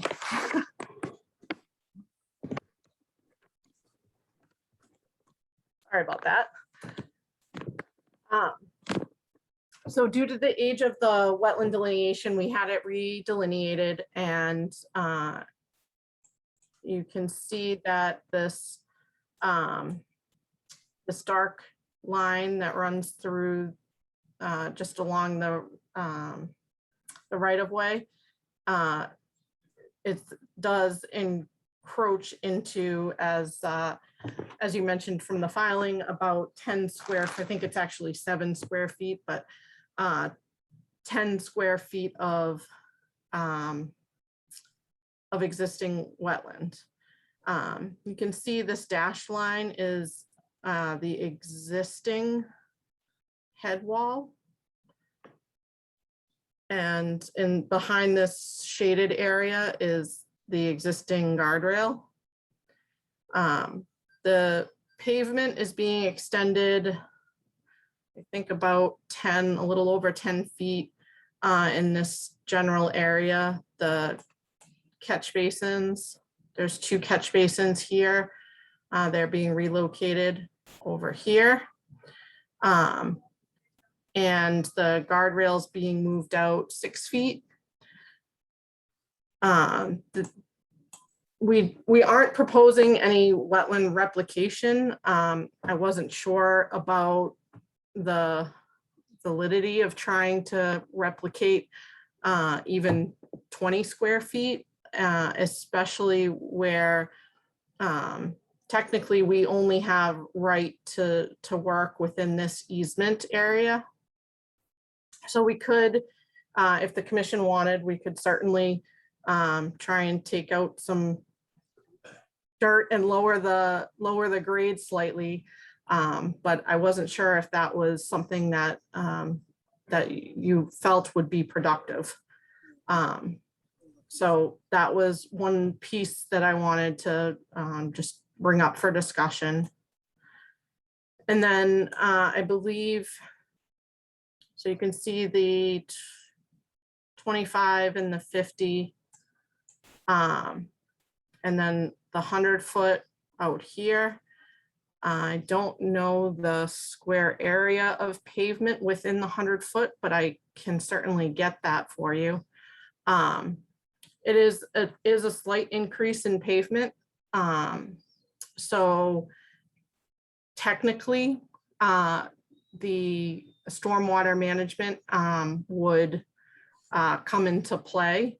Again, I didn't include that analysis because I was looking for some guidance, I guess, from the commission, if that is what you would like to see, to what extent we would need to do that. Because to start evaluating, again, there's a limited amount of space for the work to take place. And to start evaluating the drainage system to determine, where everything goes. And I just thought it was something that I would bring up and discuss with the commission before we put too much effort into it. I think those are the highlights. If the commission has any questions, I'm happy to try and answer them. Yeah, let's leave the plan up. Obviously, we're gonna have to take a look at it. We'll evaluate the resource areas in the field. It was done by Goddard Consulting. So we'll take a look at the wetland flags. Couple of things, 10 square feet under the local bylaw, that will require 20 square feet of replication. It's not a large area. What we've done in the past on occasion, rather than have small amounts of resource areas established, we've had people go in and do like invasive species management, something like that. So what we'll do is when we go out to look at the resource area, we'll see if that's something that might be applicable to this area. The next thing is, that's a potential vernal pool. This is a bad time of year to be looking at vernal pools. What's the time frame for this particular? So this is filed for by South Center Realty. Yeah, so I would have to, I don't have the paperwork with me to determine exactly which, there's the part of the comprehensive permit requires that certain certain types of the mitigation, these outside of the projects need to be completed as certain milestones. So before they got the first building permit, before they get the first, before they're allowed to start phase 2, I'm not 100% certain, but I want to say that this is tied to something with occupancy permits. But I would have to double check on exactly because there were, it was broken down. It's kind of like a little matrix of, I'm not exactly sure, but I'm fairly certain it is, that this has to be done and operational before the last occupancy permit. So it's not next week. I think they're just getting their last building permits. I mean, granted, they put these things up quickly, but they were hoping to have it done in November, when ordering materials and so forth. They did order their mast arms and so forth to get them in. I believe they're due in early October, and that was what everybody thought was going to be the tough thing to get from lead time. But I don't think they're ready, but that's, I'm almost sure it's before the last building gets occupied. So they've known about this for years? Yeah, but they've been working on other mitigation too. So, I mean, we're not surprised that, and this is not by any means an insignificant, typically to signalize an intersection, it's about a $350,000 bill. So, and I know that they were trying to negotiate this out or somehow get it removed, which doesn't make any sense. But in the recent Bellingham Shores, which was then a fabric project. So I think they had some crazy hope that they were going to be able to cross it off the list without building it. That's why they didn't jump at it. Boom. Yeah, Elizabeth's smiling. I don't have any firsthand knowledge of, I mean, I know that it was in discussions at one point, but but that's about all I know about it. I wasn't really involved, especially in the shore. So, but it doesn't sound surprising to me. This is a relatively large, all of the transportation portion of this is a relatively large undertaking, I guess, and this is in particular the more expensive part. So it's not surprising to me that they would have wanted to get some of the development underway and get some houses sold, get some money to be able to then be able to pay for this portion of the project. And they were, I know it's been a long road with that project, with the Lakeview Estates project. So, getting the transportation portion started wasn't, especially because, and I'm guessing that Dawn is correct about that this has to be done before the last occupancy permit. They've spent a lot of time trying to address the other issues that are ongoing throughout the project. So as we still are, but they've been pushing us to do this. So they haven't been lollygagging exactly. But yes, it's been something that they've known about for some time. Okay. So the other thing is water quality improvements. We know under redevelopment standards, it's to the best extent practicable, but the commission's always looking for some kind of water quality improvement. And I don't see anything specifically related to water quality other than a direct discharge into a resource area.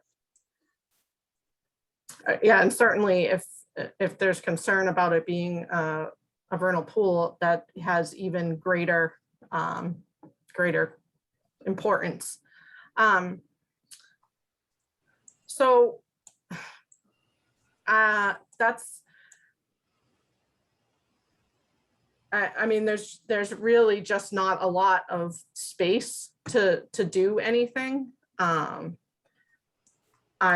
know over on Silver Lake Road, this was for the DPW, we found a couple of areas where we were able to put in a water quality structure and also some infiltration chambers.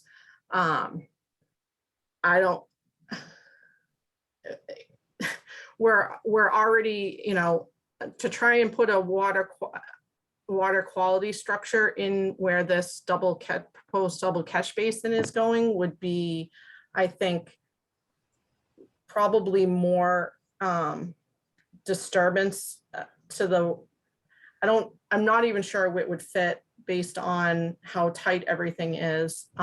It's something we can look at, but it's also, you know, where the basin, the catch basin is proposed basically on top of the wetland line. So in order to put in those structures, typically they're pretty deep. I don't know that that particular location would be the best from my wetland standpoint to try and put in a water quality structure. Where does it run from? Where's the next upstream? Does it run from the south?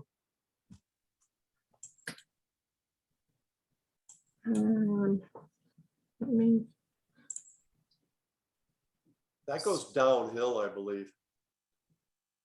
I think the flow, Neil, is probably coming from the north to the south. Yeah, that would be my.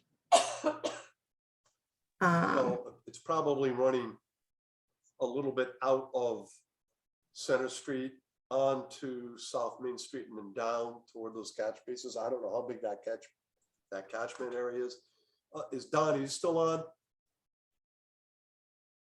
Yep. Who's? I know we're dealing with the area by the high school. Who's responsible for the maintenance? Is the DPW doing the maintenance on these? Well, yeah, this will be taken over entirely by the town when it's done. So, what about something like a, you know, proprietary mechanical structure? Yeah, I didn't catch what you said. Proprietary mechanical structure? Oh, okay. Oh, gain line. Yeah. Oh, we got them other places. Yeah, I mean, the bottom line is, you know, this is the potential vernal pool. Again, we're doing everything we can, and we understand there are limits. However, it looks like it's a good location for one of those. So yeah, I don't think I think the crest of the hill is probably right by the VFW. There's not a lot of South Main Street. Okay. It's going to pick up. And I can't picture Center Street Center Street does flow that way, I would think, but again, I can't, it definitely by Cross Street, I think it's then headed down towards the south. Right. So we don't see, you know, I don't even see spot grades here.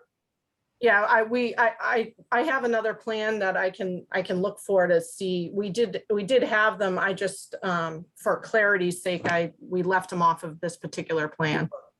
It's relatively, I shouldn't even say relatively, it's very flat out there. Yeah, it is.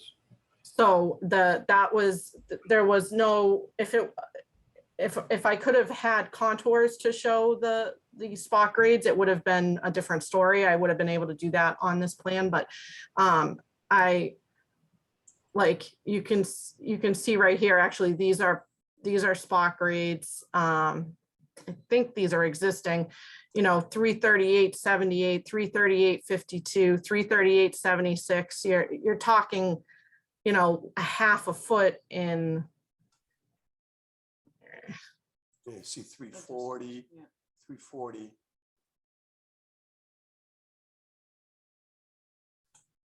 $330, yeah. So this is uphill to. Thinking some of the road runoff off of Center Street, but we don't go around the corner with our grade. Yeah, there's a 39.9. It's under the proposed bituminous walkway. Well, that's lower. So the high, oh yeah, these, see this right here, 0.5%. And this is the high spot right here. So it's actually not taking anything from Center Street. It is, there's 0.5 there, and so it is a little higher to the south. 339.86. 33924, 33891. And then on the opposite side of the road, it's, Yeah, so this one's close as far as across, it's 33908 here and it's 33924 here. so is there a catch basin on the other side of the road? I believe there is someplace. Up north? Existing catch basin, yep. Okay. Right, there's To remain. Okay, two and where's that going now? Do we know? I would have to see if I can find it on the other plan. Well, I'll tell you what, why don't you do that? And then we'll bring that information when we go out and evaluate this in the field. Can we do that? Yeah, that'll actually be, and I think that, almost regardless of where the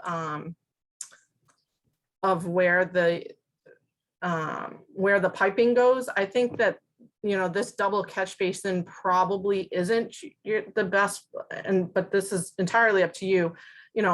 I would think that trying to put a structure, I know this doesn't go to the vernal pool, but to make an improvement, I'm just worried about how much space a mechanical separator takes up, that's all, for construction purposes. But we can, I'll make sure I have the other plan when we're out in the field, and then and that'll show how all of the drain lines are all connected and where things discharge. Okay. All right. We have to look at availability for a site walk. Well, so one of the other,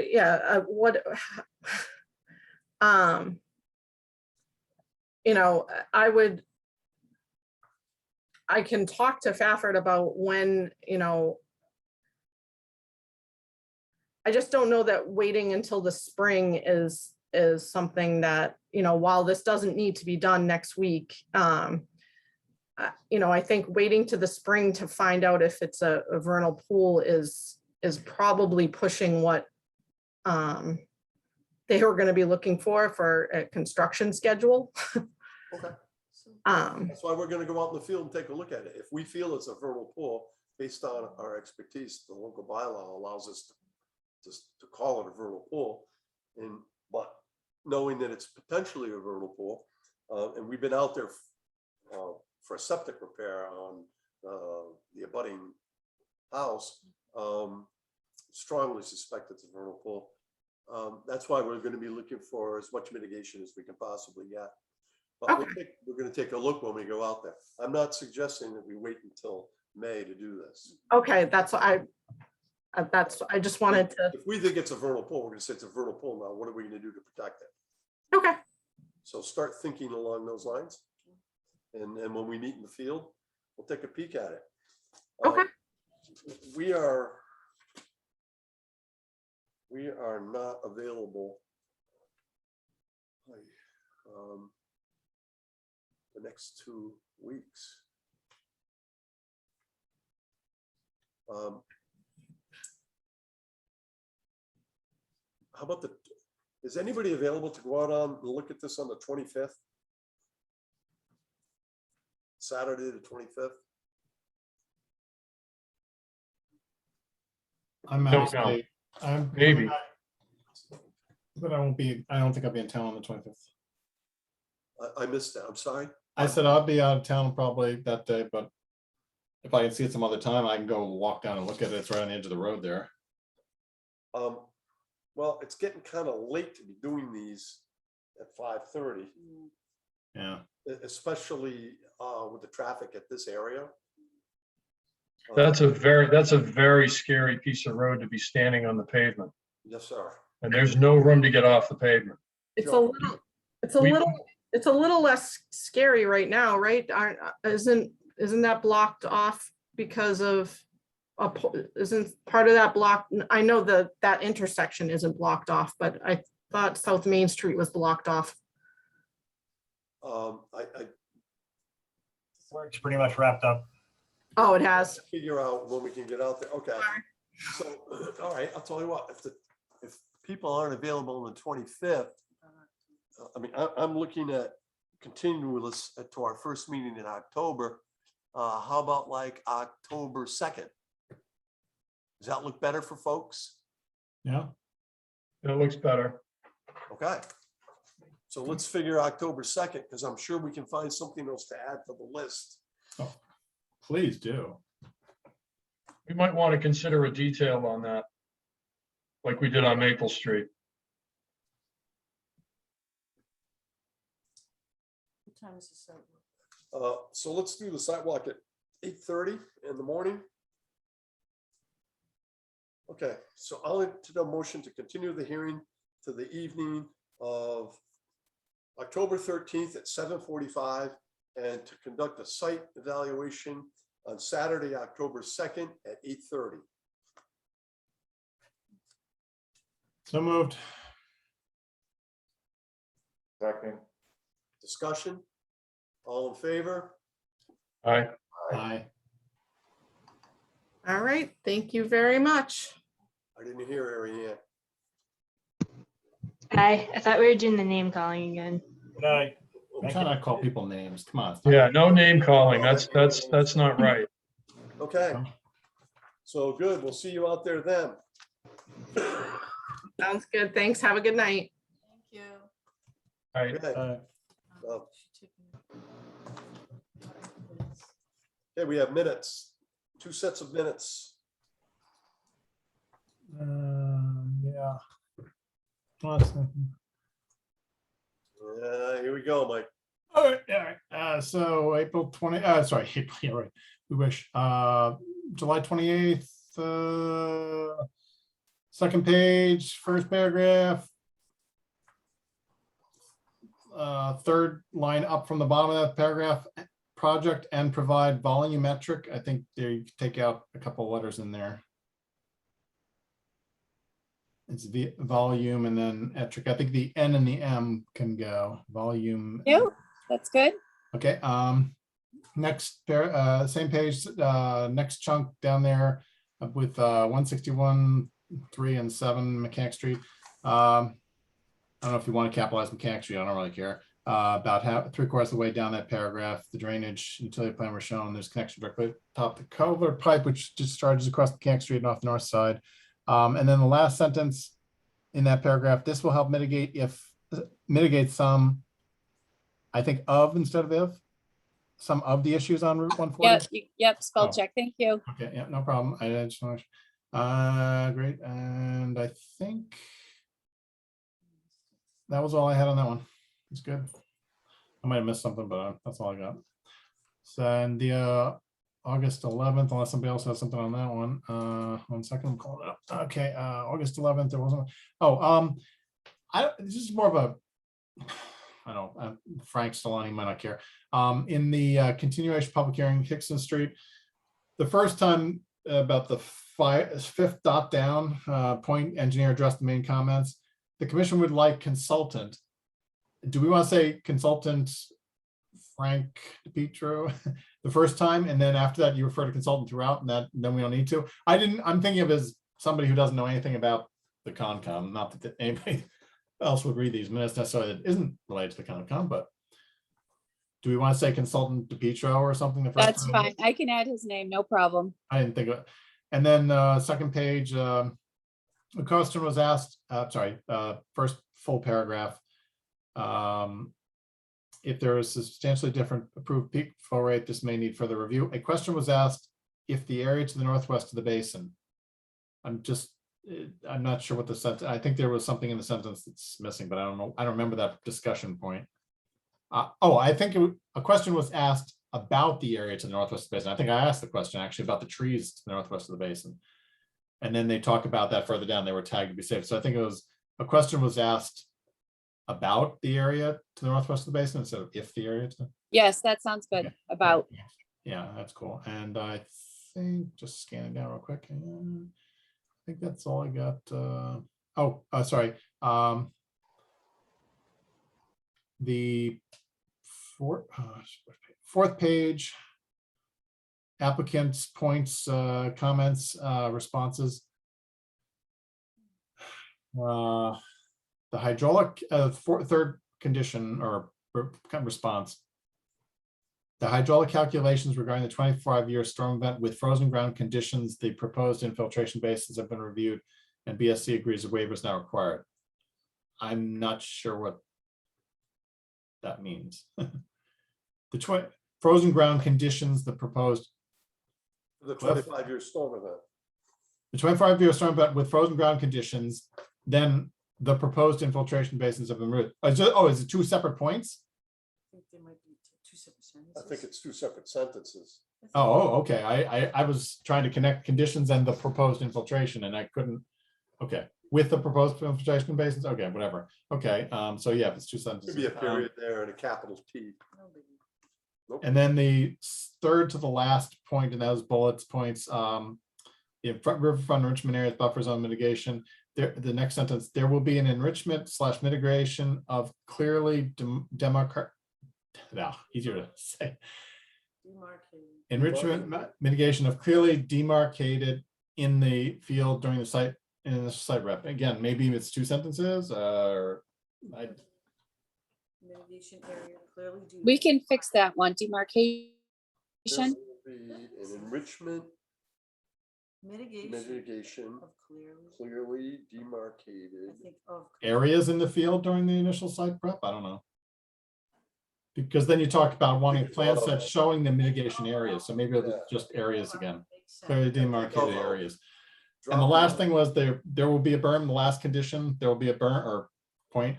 There will be a berm added behind the lots. Is it lot 72 and lot 73 or lot 773? I didn't think that meant that one. That mean lots there. I know they have a lot of lots, but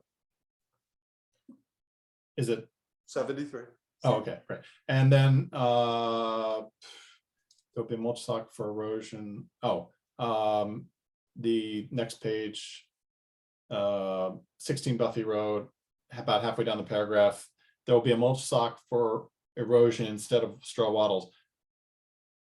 You mean for erosion control, right? I assume, yeah. Okay, I just want to make sure I was clear on that. Yeah, that was it for me. I'm good. Thank you, Amy. Thank you. You got all those, Amy? If not now, I will during the redo.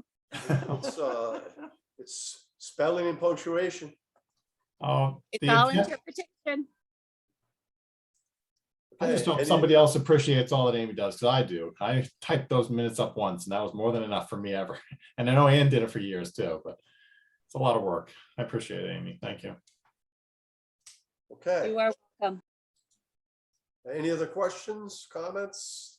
I'll entertain a motion to accept the minutes for July 28th and August 11th as amended.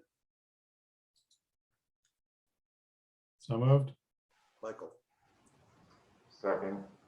Brian. Discussion? All in favor? Aye. Aye. Aye. Okay. Okay, I think that's it. Mr. Chair, do you have any comment about the invitation I saw, which is the first word I heard about Jim? I mean, you work next door to him. Is he going on to better things? We hope. I may not see him before next week.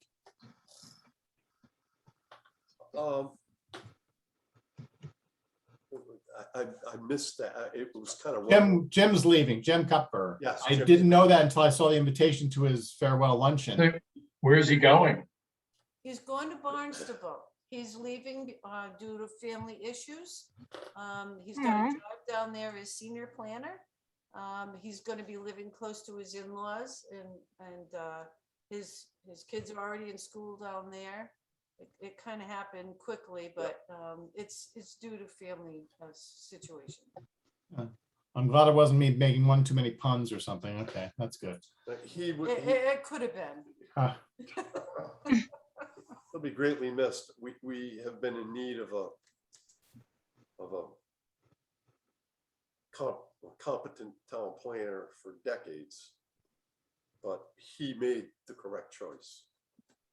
Sure. Yeah, you gotta do what you gotta do. All right, thanks. I just was kind of wondering. Okay. So I guess motion to adjourn. Did So Ariane moved. make the motion to adjourn? Motion to adjourn. Thank you. There you go. We're gonna take the record. Okay, all in Second. favor? Aye. Aye. Okay, that's a unanimous vote. There you go. Very good. I'll email Thank you for tomorrow. attending. Thanks, Frank. Thanks, Matt, Matt. Frank. You're very welcome. Thanks, Amy. Thank you. Have a good And I'll evening. see you